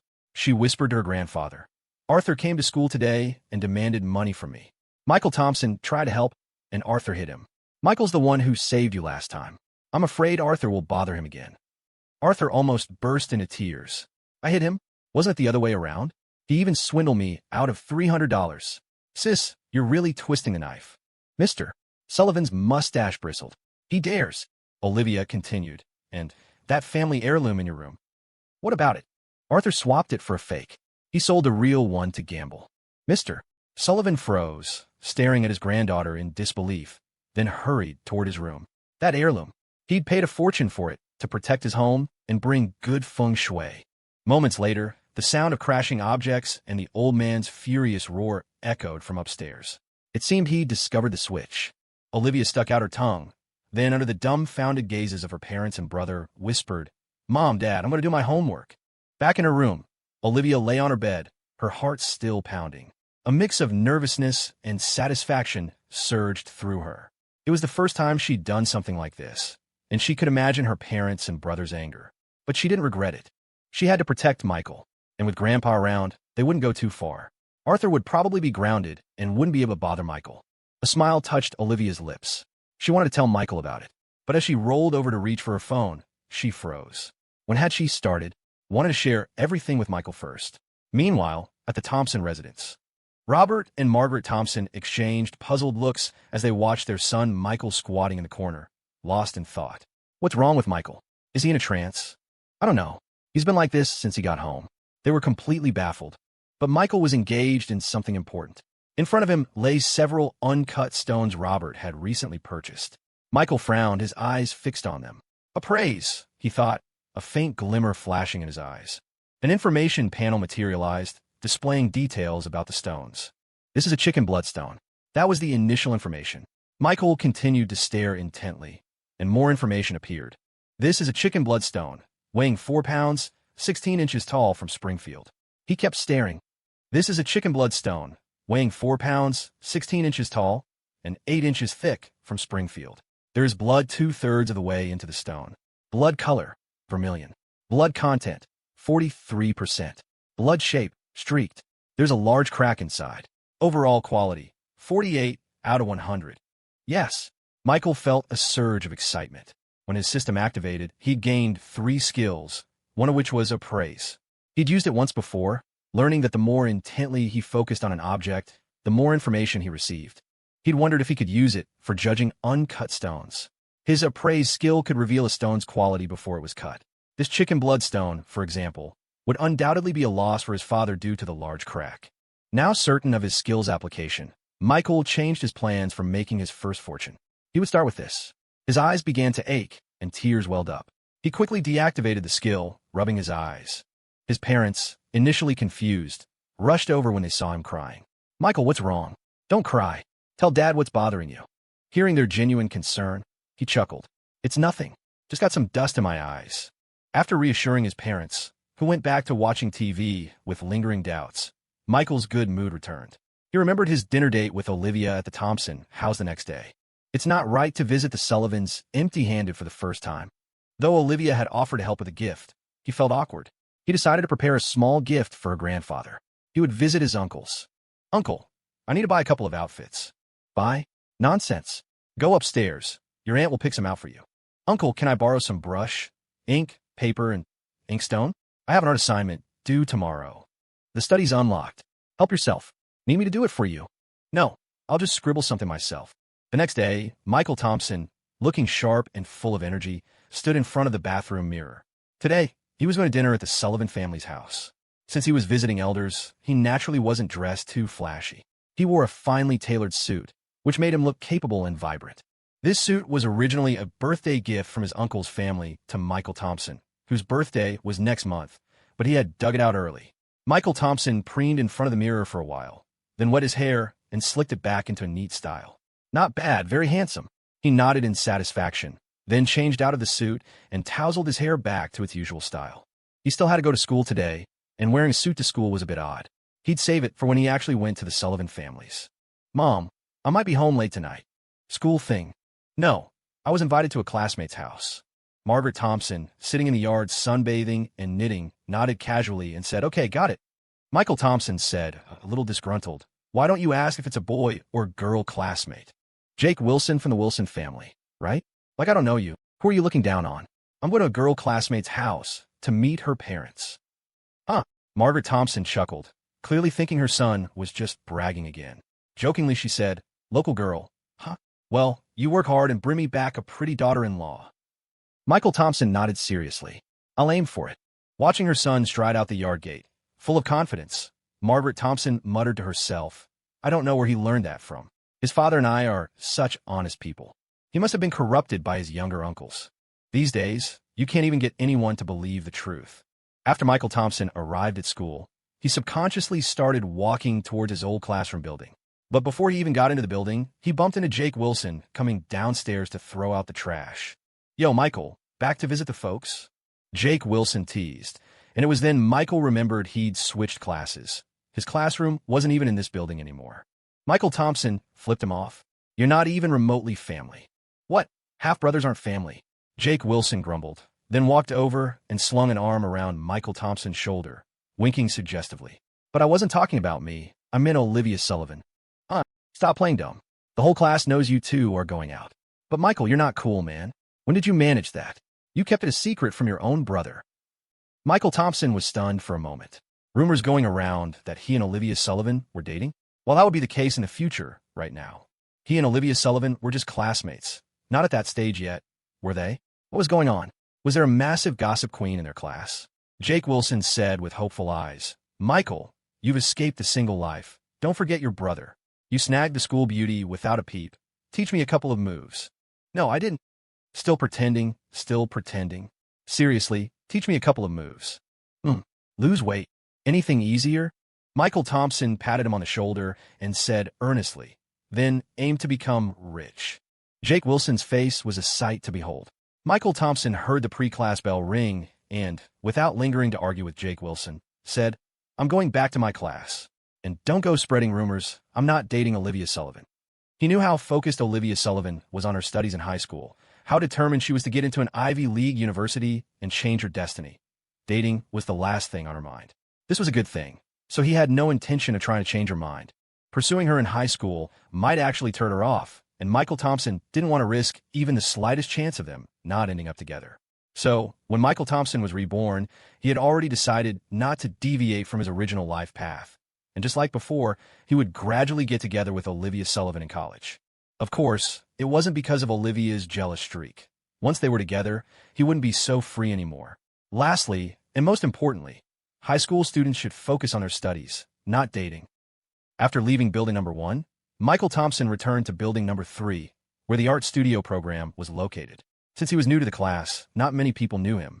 No one greeted him when he came in, but Michael Thompson didn't pay much attention and just went straight to his seat. But he noticed the seat next to him was empty and wondered, the bell's already rung. Where's Travis Miller? His desk mate now was Travis Miller, who he'd met yesterday. The student in front of him heard and turned around to say, Travis was called away by Ms. Evans. Langu is Travis Miller's nickname. Michael Thompson asked, puzzled. Called away by the teacher? Did he get in trouble? Don't know, but when the teacher came to class just now, she also asked if you were here. Michael Thompson found it odd. Why would she ask if he was here? Just as he was about to ask the student in front of him, he saw Ms. Evans poke her head into the doorway, look around, and then, spotting Michael Thompson, she said, Michael, late on your second day in class? Ms. Evans, I'm not late. I got here right as the bell rang. Still proud of yourself, huh? Come out here for a second to my office. The classroom erupted in laughter, and Michael Thompson's face darkened. Second day here and already being sent to the office? And the thing is, he wasn't even late. He had no choice but to drop his backpack, not even having time to tidy his desk, and got up to leave the classroom, following Ms. Evans to her office. When Michael Thompson got to the office, he saw Travis Miller was already standing there. Oakwood High School didn't have many art teachers, so the office in this building was shared by art, PE, music, and other elective teachers. But right now, besides Ms. Evans, the only people in the office were Michael Thompson and Travis Miller, the two unfortunate souls. Michael Thompson walked over to Travis Miller and whispered, Travis, what's going on? Travis Miller whispered back, don't know, maybe she got dumped again. You know how it is with old spinsters. Ms. Evans's forehead veins were bulging, and she slammed her hand on the desk. I can't hear you. How is it that even the students know about her breakups? Michael Thompson and Travis Miller immediately stopped whispering, lowered their heads, and stood up straight. Ms. Evans took a moment to compose herself, then picked up the stack of art assignments from yesterday, found Travis Miller's submission from yesterday, and placed it on the desk. This drawing, Travis Miller, is this yours? Travis Miller glanced at Michael Thompson, then nodded quickly. Yes, Ms. Evans, it's mine. Ms.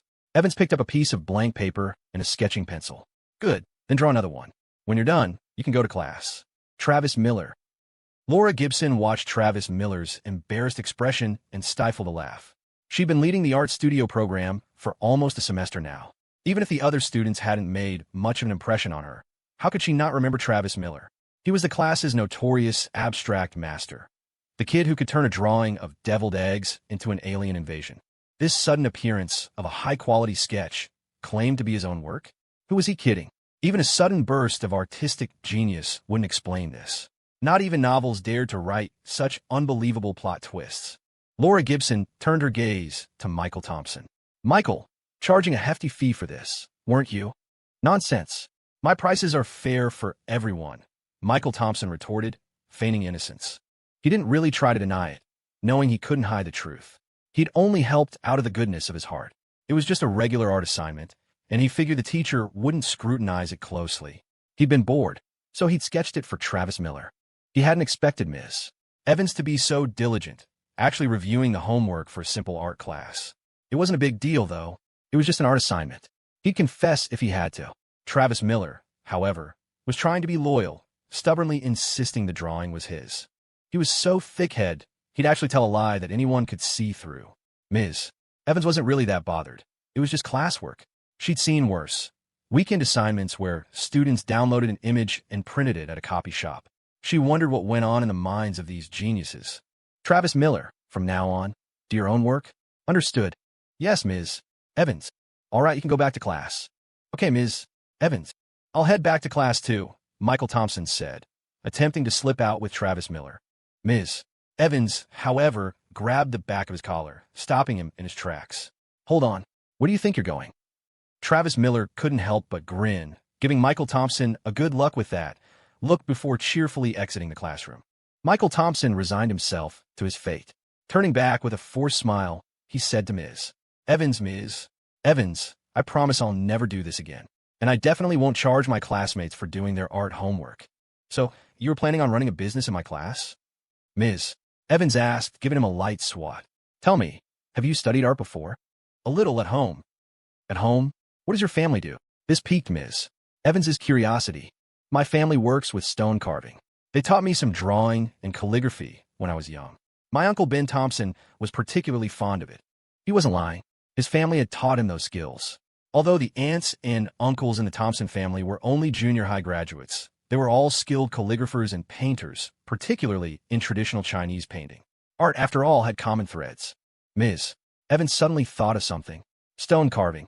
Thompson, does your family live in Pine Creek Town? Yes. And who is your Uncle Ben Thompson? George Thompson. Ms. Evans's eyes widened in recognition. She knew the Thompson brothers. The Thompson family had produced a nationally recognized master craftsman. George Thompson was also the honorary principal of Pine Ridge Vocational High. Before coming to Oakwood High, Ms. Evans had spent her first 2 years teaching at Pine Ridge. That explained Michael Thompson's artistic talent. Ms. Evans smiled. I was worried you wouldn't be able to keep up after transferring, but it seems I needn't have worried. She looked down at the sketch Michael Thompson had drawn. The more she looked, the less it seemed like the work of a high school student. After a moment's thought, she said, Actually, Michael, I kept you back because I wanted to talk to you about something. What is it, Ms. Evans? This semester is almost over. Finals are in 2 weeks, and then winter break. Would you be interested in attending an art studio program during the break? Ms. Evans had kept Michael Thompson back specifically to discuss this. She'd learned from his previous homeroom teacher, Mr. Wilson, that Michael Thompson was an excellent student academically, practically guaranteed a spot at an Ivy League university. Coupled with his artistic talent, this made Ms. Evans want to nurture his potential. While Oakwood High was Green Valley's top high school, its art program was weak. If next year's top art student in the city came from Oakwood High, Ms. Evans continued, most of our art students learn everything here at school, but our resources are limited. I can pull some strings to get you into a good art studio. You'll improve much faster there, which will give you an edge on the college entrance exams. The school wouldn't normally help students connect with art studios, and the good ones rarely accepted high school students. To cultivate Michael Thompson's talent, Ms. Evans was prepared to use her connections. Michael Thompson appreciated Ms. Evans's kindness, but he couldn't accept. He had his own plans for winter break, and he didn't think he could learn much in an art studio given his current level. Ms. Evans, I'll discuss it with my family and let you know, he said politely. Ms. Evans didn't press him. All right, talk it over with your family. Yes, thank you, Ms. Evans. Michael Thompson had already decided against it. If Ms. Evans asked again in a few days, he'd say his family didn't agree. He thanked Ms. Evans again and left the office to return to class. Michael Thompson didn't realize that his casual excuse had been taken seriously. After he left, Ms. Evans made a phone call. After 2 rings, a sleepy male voice answered. Hello? Ms. Evans didn't mind. Hey, did you see the drawing I sent you? Yeah, I saw it. What do you think of my student? Could he spend some time at your studio over winter break? No way. Ms. Evans was immediately taken aback. What do you mean? You take students from Riverside Prep, don't you? Are you looking down on Oakwood students? No, it's not that. A wry chuckle came through the phone. I really can't take him. Why not? Do you really need me to spell it out? Do you enjoy messing with your brother? That wasn't drawn by your student. I'll bet my head on it. Ms. Evans was stunned, speechless for a moment. The voice on the phone continued. Although, when did old Master Zhang start painting in the romantic style of neoclassicism? I thought he always advocated for modern realism. His technique is still impeccable, though. It really was my student. Sure, your student. Well, your student is way more skilled than your brother. The call ended abruptly, leaving Ms. Evans staring blankly at her phone. High school classes, an endless cycle of passionate teachers and drowsy students. Jason Sullivan was among the sleeping, but he wasn't just napping. He was attending a dream training session, cramming high school knowledge at 10 times the normal speed with a system tutor far superior to any SAT prep class instructor. He was literally becoming stronger in his dreams. Thankfully, the art studio program's teachers weren't as strict as those in the advanced classes, generally leaving sleeping students undisturbed. This allowed Jason to slumber peacefully. While Jason enjoyed his classroom nap, Olivia Sullivan squirmed uncomfortably in Honors Class A. She felt the other students' gazes on her were strange, especially her deskmate, Claire Evans, who kept giving her mischievous grins and mimicking a radio announcer. Spring has sprung, all things are revived, and it's mating season. It was the middle of winter, for goodness sake. Christmas was barely a month away. Olivia had no idea what was going on, but she couldn't help but steal glances at a girl sitting diagonally behind her, a tall girl named Lily Carter. Lily was exceptionally developed for her age, and, although only moderately pretty, her stylish clothes and flair for fashion made her popular with the boys. She likes Michael Thompson.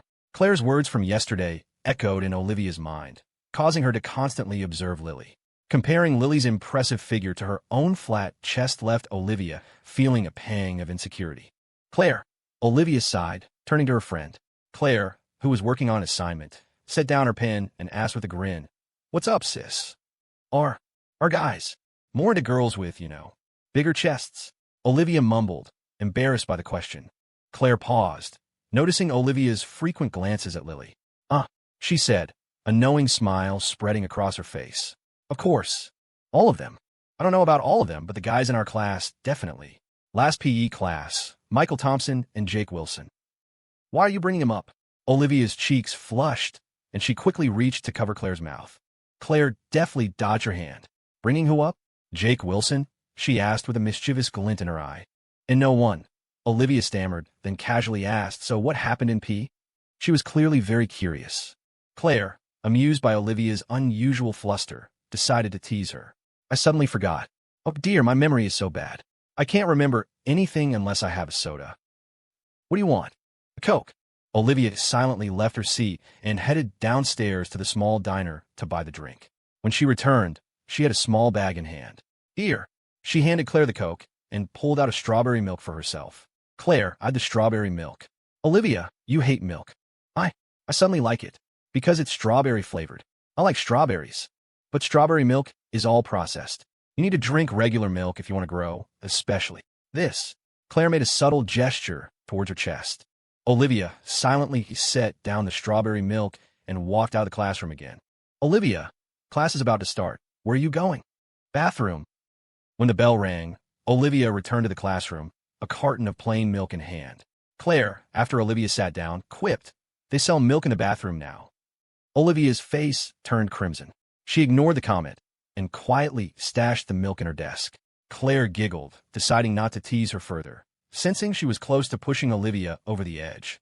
She nudged Olivia with her elbow and discreetly slipped her a note. Olivia, Lily Carter asked me to give this to you. Lily Carter? Confused, Olivia took the note. It read, in Lily's handwriting, "Stop staring at me. I'm not competing with you." What? What did that even mean? Michael Thompson had slept from morning till late afternoon, only waking to eat lunch in the cafeteria and use the restroom. Travis Miller, his deskmate, began to suspect Michael was some kind of nocturnal creature, even imagining him having a night job. Michael groggily woke up, his arm numb. "What's up, Travis?" he asked, rubbing his arm in pain. Travis grinned excitedly. "There's a girl waiting for you outside. Super pretty. What's your relationship with her?" Michael glanced towards the classroom door and saw Olivia Sullivan waiting. "You know why she's here?" "Why?" "To pick me up for Thanksgiving dinner at her house." Travis was stunned. "Dude, I've been dating my girlfriend since middle school, and I still haven't taken her home to meet my parents." Michael shrugged. "I haven't even started dating her, and I'm going to her house for Thanksgiving." "Travis, you got to step up your game, man. Watch and learn." After Michael walked past him with his backpack, Travis was still processing the information. He frowned and muttered to himself, "So you're supposed to impress the family first and then pursue the girl." He suddenly snapped his fingers. Brilliant. Absolutely brilliant. Olivia stood awkwardly outside Michael's classroom, feeling incredibly self-conscious. After receiving Lily's note, she'd interrogated Claire and learned that the entire class thought she and Michael were secretly dating. Apparently, the gossip queen had seen them holding hands at the school plaza and Michael getting into her car. Of all people, the gossip queen, whose catchphrase was, "Let me tell you a secret, but don't tell anyone." Within half a day, everyone but Olivia knew this secret, and Olivia, completely oblivious, had confessed her insecurities to Claire. No wonder Claire had that mischievous grin. This was so embarrassing. What a huge misunderstanding. She was so mortified she'd snuck over to see Michael, hoping to avoid being seen by anyone in his class. As she was anxiously waiting, Michael finally appeared, rubbing his arm and yawning. "What's wrong with your arm?" Olivia Sullivan noticed Michael Thompson rubbing his arm as he came out. Michael Thompson glanced down. "It fell asleep. Feels like I touched a live wire." "You came to school to sleep?" Olivia Sullivan was a little annoyed. How was Michael Thompson going to get into Rhode Island School of Design like this? They'd agreed to go to college in Boston together. She was already thinking about having to supervise his studying. And looking at him now, half asleep, hair a mess with a few stubborn strands sticking up, bundled up in a puffy down jacket like a burrito. How was she supposed to bring him home looking like this? "Didn't I tell you to dress nicely?" Crouch down a bit. A little flustered, she stood on tiptoe, reaching out to smooth down his unruly hair. Olivia Sullivan hadn't even realized that, subconsciously, she was already comfortable making such an intimate gesture toward Michael Thompson. He obediently lowered his head. It felt natural to both of them. Neither saw anything amiss. Until someone coughed. Ahem. Ms. Evans, holding a bag, gave the pair a curious look, but said nothing, simply walking past them into the classroom. Only after Ms. Evans had disappeared inside did Olivia Sullivan cover her face, embarrassed. But she heard Michael Thompson's inner thoughts. "Showing off my affection in front of an older woman desperate to get married. I'm a true warrior. I'm screwed tomorrow. Who's showing off affection? There's nothing going on between us. At least, not yet." Olivia Sullivan retorted in her mind, annoyed and embarrassed. She sighed. "Forget it. There's still time. I'll take you to buy some clothes." Despite her words, Olivia Sullivan cared a lot about Michael Thompson's first visit to her home. She didn't want to leave a bad impression on him, nor did she want him to make a bad impression on her family. However, Michael Thompson patted the bag he was carrying. "No need. I brought my own." Olivia Sullivan was surprised. "You did?" Michael Thompson nodded. "Of course. Didn't you specifically tell me to dress up today? I remember everything you say." And he paused.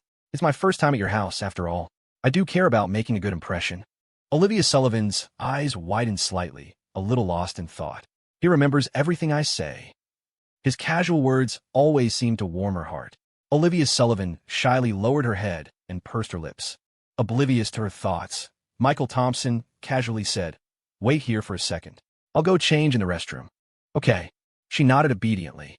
Olivia Sullivan waited by the art studio program classroom for a while until she heard the voices of girls doing hall duty next door.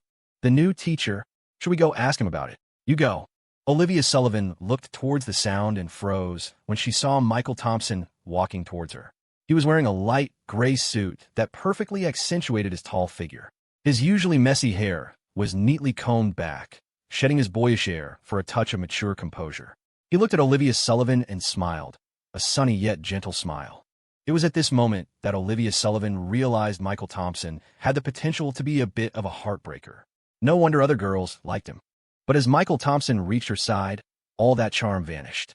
He hugged himself, hunched over, and shivered dramatically. Let's go, I'm freezing." Olivia Sullivan. Don't get so close to me." "Olivia, you don't understand. Back in the frigid Cambrian period, our human ancestors lacked warm clothing, so they relied on huddling together for warmth to survive. Huddling for warmth is human instinct." Michael Thompson and Olivia Sullivan walked side by side along the tree-lined path from Oakwood High School to the school plaza. The campus was bustling with students, some day students heading home for lunch and others walking in groups toward the cafeteria. It was Wednesday, and both boarding and day students had evening study hall. Olivia Sullivan had taken the evening off, while Michael Thompson, without asking for permission, had simply skipped class. Oakwood High School was pretty lax about the art studio program. Just yesterday, Michael Thompson had noticed half the class missing during study hall, and the teacher on duty simply pretended not to see, watching a movie on their laptop. Olivia Sullivan was completely taken aback by Michael Thompson's made-up nonsense, and after a long moment of contemplation, she asked, "Were there even humans in the Cambrian period?" "Michael Thompson, you're definitely the type of guy who'd be good at lying to girls." "Nonsense. Everyone knows I'm the most honest guy at Oakwood High. Even Margaret Thompson says my most shining virtue is my honesty." Of course, this was also a lie. Lately, Margaret Thompson had been wondering where her son had picked up his habit of exaggerating. Although, in this case, what he said to Olivia was true. Olivia Sullivan mumbled, pouting, "I hope so." Michael Thompson looked at her strangely. He felt that Olivia Sullivan was being a bit short with him today. He didn't know that because of the Lily Carter incident earlier, coupled with the sudden realization that Michael Thompson's smooth talk and slightly handsome appearance were actually quite appealing to girls, she was feeling a little threatened. Of course, Olivia Sullivan would never admit that. Pointing at him, she said, "Anyway, if you lie to me, I'll know right away. I'm much smarter than you think." She wasn't lying. If Michael Thompson lied, she really would know. After all, Olivia Sullivan could hear his thoughts. Like right now, she heard him earnestly agree while thinking, really? Back when we first started dating, I told you that you needed an ID to see a movie, and you foolishly believed me. After the movie, on the way back to the dorm, I told you I'd walk you to a nearby hotel and leave you there, and you believed that too. And then, Olivia Sullivan. She suddenly didn't want to hear any more of Michael Thompson's thoughts. Lost in thought, Michael Thompson suddenly noticed that Olivia Sullivan, who had been walking beside him, had silently quickened her pace and moved ahead. "Why are you suddenly walking so fast? Stay away. Perversion is contagious." At the school plaza, the Sullivan family car was already waiting. It took Michael Thompson a good while, after getting into the car, to feel warm again. The walk from campus had been bitterly cold. He felt like his nose was about to freeze off. After putting down her bag, Olivia Sullivan took a small pink wallet from her backpack, opened it, and handed a card to Michael Thompson. "Here," as promised. Michael Thompson looked at the card Olivia Sullivan offered him, a little surprised. He had planned to write a detailed proposal, draft a formal contract, and prepare some finished designs and concept art for Olivia Sullivan's review before he could secure her investment. "The pin is 6/8, Bank of America," Olivia Sullivan said, puzzled by his hesitation. "Don't you want it?" "No, it's just, aren't you afraid I'll cheat you?" Michael Thompson was confused. "No, I know where you live. What if I lose the money?" Although Michael Thompson had been scheming to get some seed money from Olivia Sullivan's coffers, he felt hesitant when she actually offered it to him. Ultimately, he was just a student, and his relationship with Olivia Sullivan was currently just that of classmates. In this situation, Michael Thompson was confident he could persuade her eventually, but the problem was, she had agreed before he even did anything. What about the 300 ways he had prepared to convince her? Wasted effort? She trusted him that much? Under Michael Thompson's bewildered gaze, Olivia Sullivan put on a fierce expression, her small, canine teeth showing. "If you lose it, you'll be working for me for the rest of your life to pay it back. You'll be Michael Thompson, the indentured servant, and I'll be Olivia Sullivan, the slave driver." Though she tried to look menacing, her cute little face and tiny fangs weren't intimidating at all. Instead, she looked rather endearing. Michael Thompson laughed and took the card, teasing, "Too bad my family doesn't have a shear to offer as collateral. Maybe I should just resign myself to this and let boss Olivia Sullivan take me in." "Fine, I'll lock you in a sweatshop and make you work the grindstone every day. And if you don't work, I'll whip you with a small leather whip." Crap, weird images are starting to appear. Michael Thompson rubbed his forehead, quickly stopping his imagination. He looked at Olivia Sullivan and saw that her face had suddenly turned bright red, her eyes wide as she stared at him with a look that seemed almost disgusted. The Sullivan family's villa was in the South City district. It took Michael Thompson an hour to get there. As he got out of the car, he asked Olivia Sullivan, "I've never quite understood. There are 2 good high schools in the city. Why did you choose Oakwood, which is so far from home? It takes 2 hours to commute every day." Olivia Sullivan got out from the other side and walked around to the trunk, stammering, "The ones in the city. My cousins all go there. I don't want to see them at school." Her explanation made sense to Michael Thompson. Although Olivia Sullivan was the only academically inclined one among the younger generation of the Sullivan family, the others, despite being good-for-nothings, attended prestigious schools thanks to their family's wealth. There were only 3 good high schools in Green Valley, 2 in the city, and Oakwood in Pine Ridge County. It was understandable why Olivia Sullivan chose to study here. "Michael Thompson, come help me," Olivia Sullivan urged. Coming, he walked over to her. The trunk was already open, and she pointed to something inside. "Leave your bag in the car. Take this."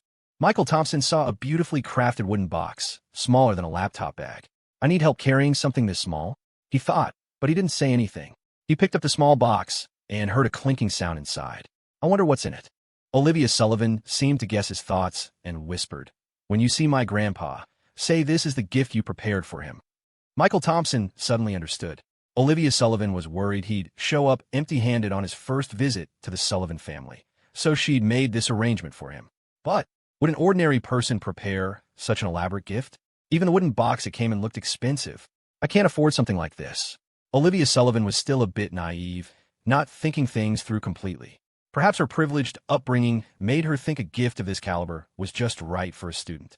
Michael Thompson didn't say anything, as Olivia Sullivan was only trying to help him. But he didn't notice that as he was thinking these things, Olivia Sullivan, standing next to him, looked increasingly embarrassed. Olivia Sullivan had been hit right on the mark by Michael Thompson's inner thoughts. She really hadn't considered that. Speaking of gifts, mine is still in my backpack in the car. Michael Thompson remembered that he'd also come prepared and hurried back to retrieve it. Although he didn't know if Olivia Sullivan's grandfather would like it, he was here to be thanked, not to ask the Sullivan family for favors. A token of appreciation would suffice. At the Sullivan residence, Arthur Sullivan sat in the living room while the housekeeper and his daughters-in-law bustled about, adding dish after dish to the dining table. Arthur Sullivan's children were all present. His eldest son couldn't help but say, "Dad, a lot of guests want to come today. Since you've just been discharged from the hospital, why not add a few more tables? It will be a lively housewarming party. I've already booked the hotel." Arthur Sullivan glanced at his eldest son, knowing full well that he was currently struggling with a construction project. This banquet wasn't about celebrating his discharge. It was about using the opportunity and his connections to invite some influential figures and smooth the way for his project. He snorted and leaned on his cane. "No need. I don't like crowds. Just a family dinner is fine." His eldest son looked helpless but couldn't argue further, so he just nodded. Arthur Sullivan glanced around the room and saw Ethan Sullivan hiding outside the kitchen with his mother, whispering about something. He hadn't broken Ethan Sullivan's hand yesterday. After all, only confining him to the house for 2 months. He was getting old and soft. However, he was utterly disappointed in Ethan Sullivan. He was considering sending him abroad to a friend's coffee plantation in Central America in a couple of months, just to get him out of his sight. Just as Arthur Sullivan was getting annoyed, he heard the door open. He looked over and saw his granddaughter entering with a rather sunny and capable-looking young man. Arthur Sullivan's stern expression softened when he saw Olivia Sullivan. His gaze quickly fell on the young man beside her. His granddaughter was petite, and standing next to the young man, who was easily 6 feet tall, she seemed even smaller.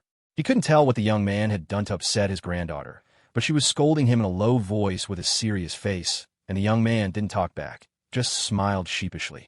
Seems to have a good temper. Arthur Sullivan's gaze grew more approving. "Michael, Buddy is so adorable. How could you be so mean to him?" "Adorable? Seriously? First of all, this Great Dane is taller than me when he stands on his hind legs. And did you not see him about to take a bite out of my leg? He just wanted to play. You shouldn't have thrown rocks at him." "Fine, next time he comes at me, I'll offer him a biblical sacrifice like in church and carve off 2 pounds of my thigh for him." Olivia Sullivan was still complaining to Michael as they walked into the Sullivan family mansion. The reason for her grumbling was that as they came in from the yard, they had encountered a Great Dane napping there. The dog, for some reason, had taken a dislike to Michael, baring its teeth and barking incessantly before lunging at him. Michael, startled, almost tried to hit it with a spinning back kick, but realizing it was too complicated a move, he instead threw a couple of stones to scare it off. This, naturally, earned him a stern lecture from dog lover Olivia. He'd been hearing about it the entire way to the house and decided he'd treat the dog like royalty from now on, giving it a wide berth whenever he saw it. Olivia's complaints, however, stopped at the foyer. Once inside, she fell silent. "Grandpa," Olivia led Michael into the living room, where they found the family patriarch. Arthur Sullivan smiled warmly. "Olivia, dear, you're back. And this must be Michael." Olivia gently pulled Michael forward, smiling. "Yes, Grandpa. This is Michael, the one I told you about. He was the one who found you and called 911 so quickly last time." Michael gave a polite greeting. "Sir, it's a pleasure to meet you." Arthur Sullivan sized up the young man before him. He vaguely remembered Michael from when he'd briefly regained consciousness after being rescued, but he'd been too out of it to really take in his appearance. Looking at him now, he was impressed. Tall, good-looking. But what pleased Arthur most was Michael's natural demeanor. He wasn't nervous or awkward, just composed and polite. Olivia, on the other hand, Arthur glanced at his granddaughter. Her face was etched with anxiety, her hands clasped tightly in front of her. She kept darting nervous glances between Michael and himself, as if terrified he wouldn't approve of her young guest. Then he remembered that the reason Michael had been there to rescue him in the first place was because Olivia had arranged to meet him in the park outside. Arthur Sullivan gave Michael a kind smile and nodded. "Please sit down. Make yourself at home. No need to be shy." "Thank you." Michael settled gracefully onto the sofa next to Arthur, maintaining a respectful distance while still being close enough for easy conversation. Arthur Sullivan began. I really owe you my deepest thanks. If it hadn't been for you, this old body of mine wouldn't be sitting here today. More likely, my picture would be hanging in the hall. Before Michael could respond, Olivia jumped in, nodding vigorously. Yes, Grandpa, yes. The doctor said it was a miracle he got you to the hospital in time, or it could have been much worse. Arthur Sullivan continued. I invited you here today to thank you in person. Frankly, just saying thank you feels inadequate, but I haven't had time to prepare a proper gift. Again, before Michael could speak, Olivia cut him off. Oh, Grandpa, no need for gifts. Michael is just a naturally helpful person. He doesn't expect anything in return. Right, Michael? This time, both Michael and Arthur Sullivan turned to look at her, a strange expression on their faces. Olivia blinked, confused by their stares. Arthur Sullivan was momentarily speechless. His usually sharp granddaughter. What was with her today? Was she just flustered? He cleared his throat. Olivia, perhaps we should let your friend get a word in edgewise. Michael nodded in agreement. He's right. Olivia finally realized she'd been monopolizing the conversation, not giving Michael a chance to speak. A wave of embarrassment washed over her. She wanted to disappear. She'd been interrupting him because, knowing Michael's tendency to say off-the-wall things that both flustered and secretly delighted her, she was worried he'd make a bad impression on her grandfather. She thought she was doing him a favor, and yet, Michael was agreeing with her grandpa that she was being rude. Olivia briefly considered abandoning her protective role, but she held her tongue, determined to stay vigilant and smooth over any potential faux pas. But to her surprise, as her grandfather asked Michael questions, Michael's answers were perfectly appropriate, polite without being fawning. His voice was gentle and calm. He smiled easily, and his occasional light-hearted jokes even had her grandfather chuckling. Listening, Olivia felt a strange shift within her. So he wasn't always so unconventional with everyone. He did have a serious side. Maybe it was just with her that he was different. Michael was enjoying the conversation with Arthur Sullivan. In his previous life, he'd built a large business and met all sorts of people, naturally developing a knack for social graces. While he wouldn't go so far as to say he was two-faced, he knew how to tailor his conversation to his audience.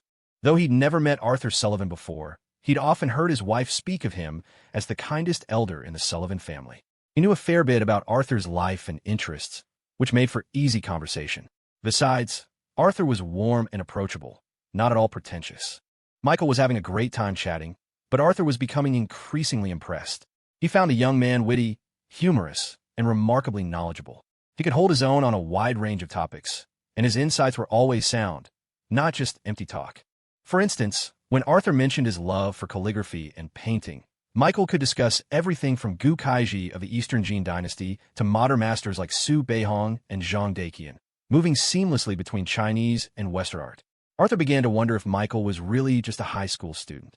Though Michael was dressed smartly today, there was still a youthful air about him.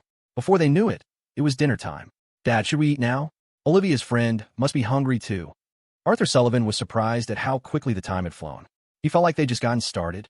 He pushed himself up with his cane, and Michael immediately rose to assist him. The old man smiled, accepting the help, and patted Michael's hand. Care for a drink? Sir, I'll have to pass on the alcohol. Michael said with a touch of shyness. I'm not quite of age yet. Gotta keep those values straight. No underage drinking. Michael could hold his liquor. The Thompson family were all drinkers. Every year, they brewed their own wine, storing jars of it in the basement. Some have been aging for nearly 20 years. Thompson kids were practically weaned on bourbon, a taste offered on chopsticks before they could even talk. The problem was, Michael tended to get a bit loose-lipped after a few drinks. While that might be fine elsewhere, it wouldn't do at the Sullivans. Arthur Sullivan, surprised by Michael's indirect refusal, chuckled and nodded. All right, you're right. No need to learn these habits at your age. You and Olivia can have some soda. With Michael's help, the old man and the young girl made their way to the dining table. The other Sullivans exchanged glances. The pair looked more like grandfather and granddaughter than the Sullivans did themselves. After settling Arthur Sullivan at the head of the table, Michael started to find a random seat, but Olivia tugged at his sleeve. Introduce yourself to everyone, she whispered. Michael nodded and followed her to greet the Sullivan family elders. This is Uncle Harold and Aunt Susan, she said. Hello, Uncle Harold, Aunt Susan, Michael greeted politely. And this is Mr. and Mrs. Sullivan, my parents. You met my mom at the parent-teacher conference. Olivia continued the introductions, Michael trailing behind her, smiling and greeting everyone courteously. Arthur Sullivan had a large family. His first 3 children were sons, followed by 2 daughters. The eldest son, Harold, was a portly, balding, jovial-looking man, perpetually smiling like an affable businessman. The second son, Samuel, Olivia's father, though in his early 40s, was handsome but stern-faced. He wore a crisp white shirt, looking like an executive just home from work. The third son, Victor, was nondescript and spoke slowly, with an unhurried manner. One daughter lived far away and wasn't present, while the other, divorced, lived with the family but sat quietly at the far end of the table, almost invisible. Michael was familiar with the Sullivan family dynamics. He knew who everyone was, even without Olivia's introductions. What surprised him was the stark difference in their attitudes compared to his first visit with Olivia. This time, as Olivia introduced him, the relatives responded warmly, even asking about his studies. Even Samuel nodded politely. He pondered for a moment and quickly arrived at an answer. He was here on different terms. This time, he was Arthur's savior. And there was another, more crucial reason. Michael glanced at Arthur. Perhaps the biggest reason was the old man himself. As long as he was alive, he kept the family's more unsavory elements in check. After the greetings, Olivia led Michael to the end of the table, seating him beside her. He noticed the other Sullivan children were at a separate table. At this table, besides Olivia, there was only a cousin of hers and one empty seat. Olivia, looking anxious, whispered, "Grandpa doesn't like talking during dinner. If he doesn't ask you anything, don't speak, okay? So many rules. Please." Olivia's near-pleading tone made Michael smile and agree. As they whispered, Victor chuckled and teased Samuel. "If I didn't know better, I'd say Olivia brought her boyfriend home to meet the family." Samuel's eyes flashed with displeasure, but his voice remained calm. "Olivia's still young, Victor. Don't joke like that. Not that young. I'll marry my wife at her age. What's most important for a girl? Finding a good husband. You know Lily Johnson from my company? Got a doctorate, but what good is it? 30-something and still single. Her parents are frantic, even asked me to help find her someone. Women aren't cut out for the corporate world anyway. Victor, why do you concern yourself with other people's affairs?" Samuel's voice now held a clear edge of annoyance, but Victor seemed oblivious, about to continue until Arthur slammed his hand on the table. He glanced at his 2 sons, then, without comment, turned to his daughter-in-law, frowning slightly. "Where's Ethan?" Claire, Olivia's mother, stood up awkwardly. "Ethan must be busy. I'll go get him." "Go on, then. Don't keep everyone waiting." "Yes, sir." Claire hurried upstairs. Michael had heard the entire exchange, amused by their passive-aggressive jabs. It was clear there was tension between Samuel and Victor's families. Once Arthur shut down the conversation, Michael turned to Olivia, who sat with her head down, eyes red-rimmed, fighting back tears.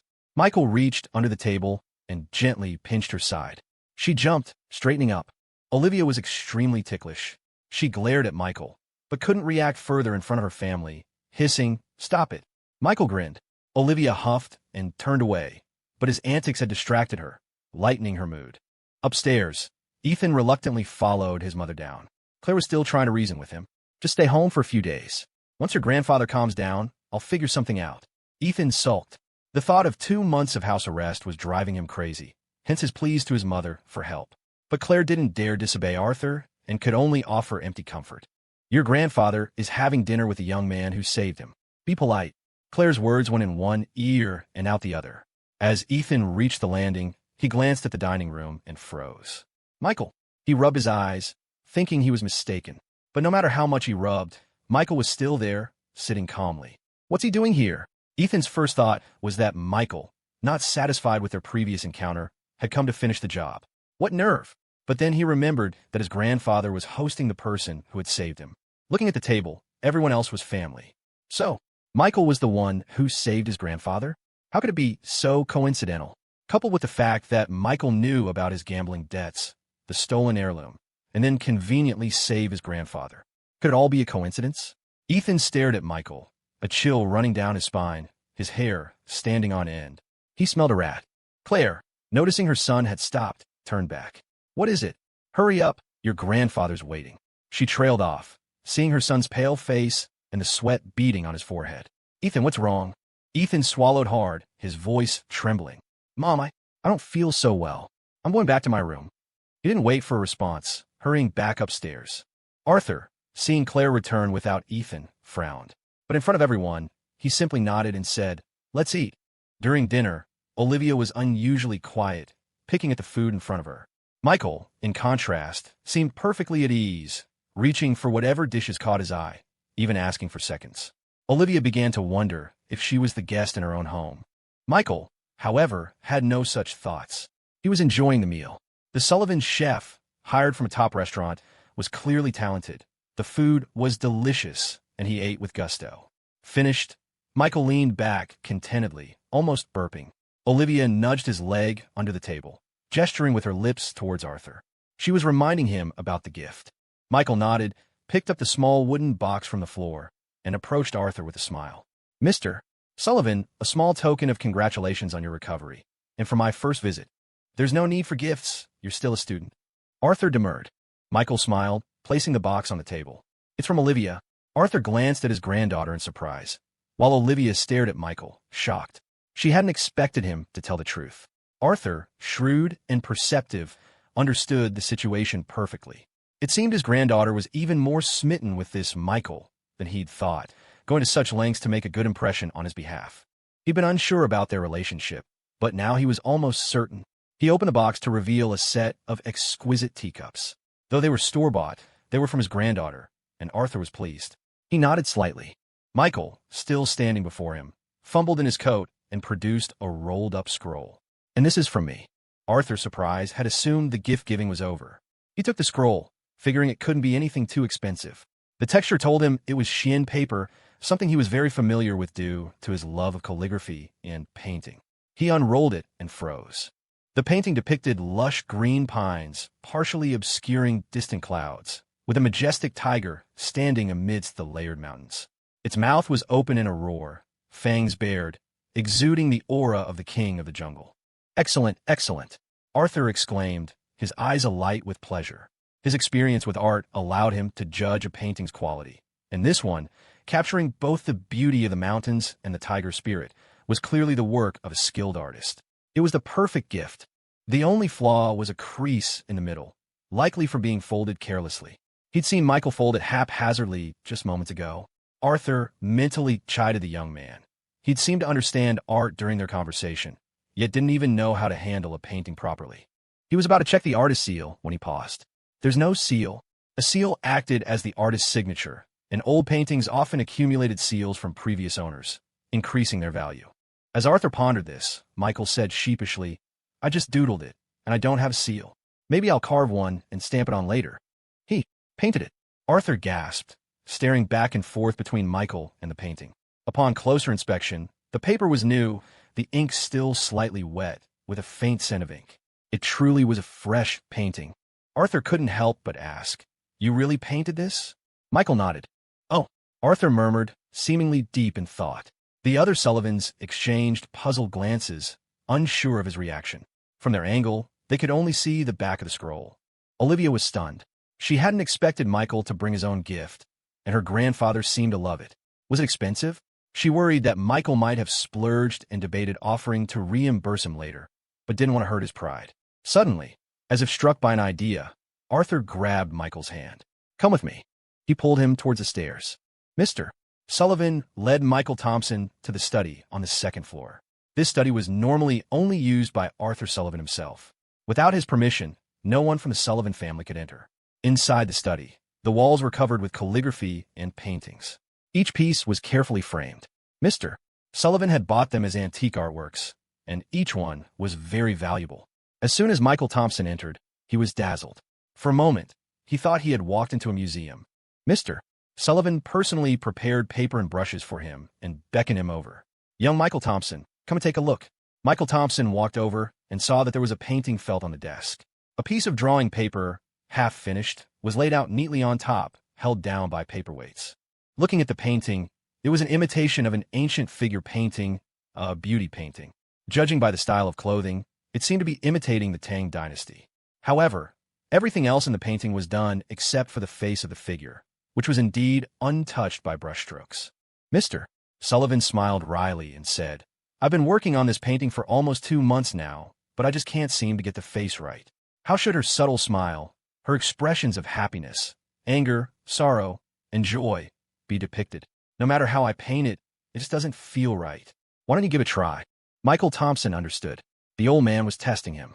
He probably didn't believe that the painting he had just given him was his own work. Directly saying so would be impolite, so he wanted to use this test as a pretext to get Michael Thompson to admit the truth himself. He wasn't intimidated.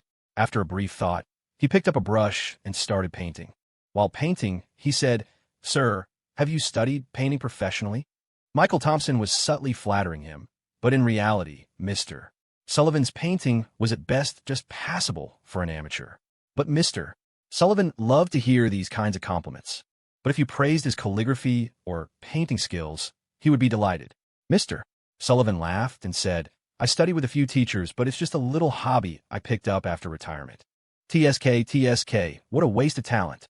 Haha, it's nothing worth mentioning. While they were talking and laughing, Michael Thompson had already finished painting. He put down the brush, stepped aside, and said, "Okay, sir, please take a look and see if you're satisfied." Mr. Sullivan, who had been smiling, instantly stopped laughing.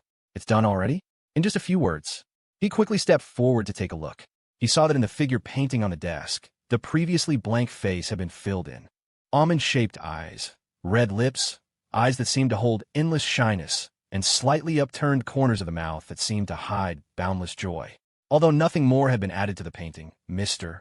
Sullivan felt as if the woman in the painting was secretly glancing behind her, as if there was someone she was interested in behind her. This made him involuntarily look behind the painting as well, only to see a blank space on the paper. With just this one expression, the girl's shyness and joy, reserve and yearning for love were vividly expressed. In comparison, everything else in the painting seemed to pale in comparison. Mr. Sullivan looked at it for a long time, then put down the painting. "Young Michael Thompson, how old are you this year?" 17. "How many years have you been learning to paint?" "Oh, I can't remember." Michael Thompson wasn't lying about this. If you really counted, he had been learning traditional Chinese painting since he was a child. Mr. Sullivan asked again, "Have you studied with a master?" "Not formally, just learned from my aunts and uncles in the family for a while." Michael Thompson answered truthfully. "I heard from Olivia Sullivan that you're planning to apply to the Rhode Island School of Design. Is that right?" "Yes, that's the plan." Mr. Sullivan stroked his chin as if pondering something. Michael Thompson didn't want to interrupt and just waited aside. After a while, Mr. Sullivan said, "All right, how about you come to our house for dinner again in a couple of days? I'll tell Olivia Sullivan the specific day, and she can bring you." "Ah, what? You don't want to come?" Michael Thompson immediately denied it. "Of course not. I love chatting with elders." Mr. Sullivan smiled wryly and shook his head. He could see through it. This kid was good with words. He was clearly a little unwilling, but he didn't show it at all on his face. Now, seeing that it was just him and Michael Thompson in the study, he asked, "Speaking of which, you and Olivia Sullivan, are you two very close?" "Classmates, just pure classmate friendship." Michael Thompson immediately denied. In his previous life, he hadn't had contact with Mr. Sullivan. Although Olivia Sullivan said her grandfather was the best to her, how would he know what the old man was thinking? What if he objected? People in the Sullivan family were like that. Moreover, he and Olivia Sullivan were just classmates right now. Mr. Sullivan was taken aback. "I haven't even finished asking yet. Why are you in such a hurry to deny it? Could it be that my granddaughter has a crush on you, but this kid isn't interested? What's wrong with Arthur Sullivan's granddaughter?" Mr. Sullivan, who had always doted on his granddaughter, suddenly felt displeased. Just then, the study door opened, and Olivia Sullivan carefully peeked her head in, holding a tea tray, before walking in. "Grandpa, I brought some tea." Although she didn't know why Grandpa had called Michael Thompson away alone, she was still worried and couldn't help but use the excuse of bringing tea to come and check. Arthur Sullivan, of course, understood his little granddaughter's thoughts. Seeing her come in, he chuckled and said, "Young Michael Thompson, you young people go have fun? Keeping you here to talk with an old man like me is boring anyway." Before Michael Thompson could say anything, Olivia Sullivan was overjoyed. She grabbed Michael Thompson and said, "That's right, Grandpa just got out of the hospital. The doctor told him to rest more." "Well then, Grandpa, I'll take Michael Thompson with me first." Go on. Olivia Sullivan had originally intended to take Michael Thompson away, but as soon as they came out of the study and went downstairs, her mother called her over. She had no choice but to let Michael Thompson watch TV in the living room for a while. There were also a few younger members of the Sullivan family in the living room, making a lot of noise. Michael Thompson couldn't sit still either, so he simply went out to the yard. "Hey buddy, I've come to see you." Michael Thompson was holding a bowl of beef jerky. It was leftovers from dinner. When he came out, he saw the nanny about to throw it into the trash can at the door, so he took it to feed the dog. The large wolfhound, named Buddy, was tied to a tree trunk in the yard. It had been lying down sleeping, but as soon as it saw Michael Thompson approaching, it immediately got up. As it moved, the chain rattled. Woof! Woof! The large wolfhound lunged and barked at Michael Thompson, but unfortunately, it was restrained by the chain and couldn't reach him a bite. Michael Thompson kept a safe distance and sat down on the brick-paved ground without minding the dirt. Oh ho ho! I just love watching you try to bite me, but can't. He casually tossed a piece of beef jerky over. Seeing there was meat to eat, the dog stopped barking, ran over, and used its paws to hold down the jerky, lying down and gnaw on it. Michael Thompson chuckled and scolded. Buddy, I'm returning good for evil. You're so fierce to me, and I'm still feeding you bones. You better appreciate it next time.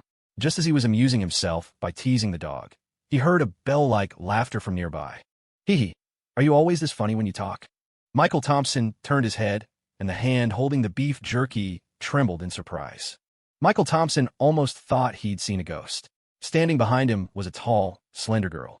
Despite the winter chill, she wore a denim miniskirt and black tights, showcasing her long legs.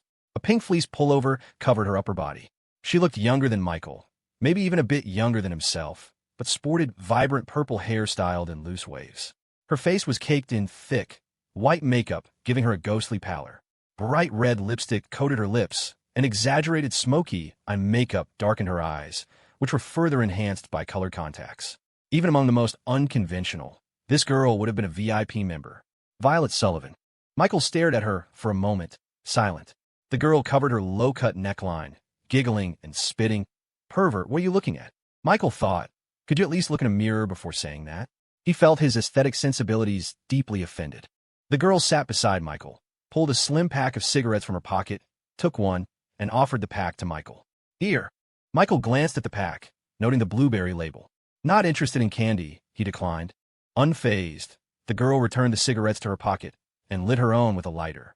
As she did, Michael noticed a butterfly tattoo on the back of her right hand. She took a long drag, exhaled, and turned to Michael. Hey, you the boyfriend my cousin brought home, right? I need to correct you on 2 points, Michael said seriously, holding up 2 fingers. First, I wasn't brought home to meet the parents. I'm here because I saved your grandpa, and he invited me for dinner. Second, my name isn't Hay. It's Michael Thompson.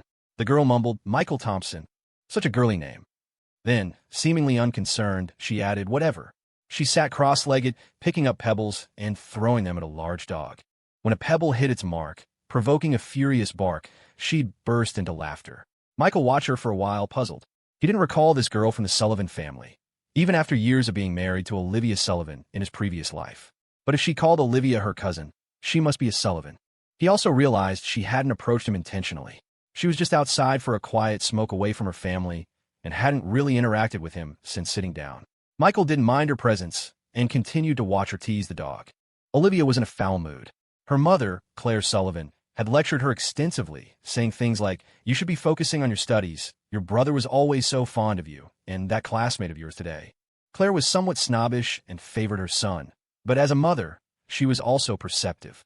She'd noticed Olivia's fervent defense of Michael at dinner, and her help in preparing a gift for her grandfather. It had raised red flags. Claire was also still angry about Olivia's refusal to help persuade her grandfather about Ethan the previous day. Was she happy Ethan got punished? That was her own brother.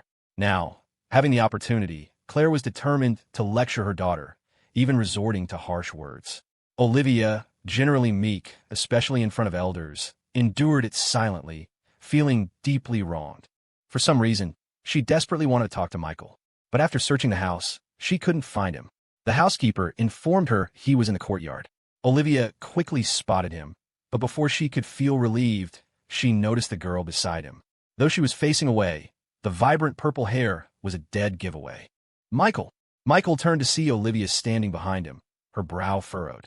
He stood up. Done talking with your mom? Instead of answering, Olivia rushed over and protectively placed herself in front of him. Violet Sullivan, what do you think you're doing? Michael looked down, surprised by her defensive posture and the hostility she directed towards her cousin. The girl on the ground tossed her cigarette, but grinding it with her foot. Cousin, why so tense? I'm not trying to steal your boyfriend. WHU said he's my boyfriend? Olivia's voice rose several octaves, like a startled cat. If he's not your boyfriend, why do you care so much? Olivia was speechless. Violet grinned at Michael. Hey, handsome, want to go karaoke tonight? Lots of girls will be there. It was a clear attempt to provoke Olivia. Olivia remained silent, but her grip tightened on Michael's shirt. Seeing this, Michael quickly said, Can't. My mom wants me home for dinner. Didn't you just eat? All right, home for a late-night snack then. Violet rolled her eyes. As she passed Michael, she lowered her voice, so childish. Boring. Olivia bristled. Who are you calling childish? I'm your older cousin. Michael grinned at Violet. Grown-up stuff. You wouldn't understand. Violet stared at Michael, aghast, taking an involuntary step back. Then, with a look of disgust, she clicked her tongue and walked away. Once she was gone, Olivia punched Michael's arm. Clearly, she heard his teasing remark. Michael rubbed his arm, feigning injury. Hey, I was sticking up for you. Be grateful a regular classmate would go to such lengths. Regular classmate. Olivia angrily punched him again, but this time Michael dodged. Saint Seiya can't be hit by the same move twice. Olivia ignored him, stomping off. Michael followed. That little delinquent is your cousin. Yeah, Uncle Victor's daughter. Why? Interested. Olivia's voice was laced with sarcasm. As if insulted, Michael recoiled dramatically. What are you saying? My taste has standards, thank you.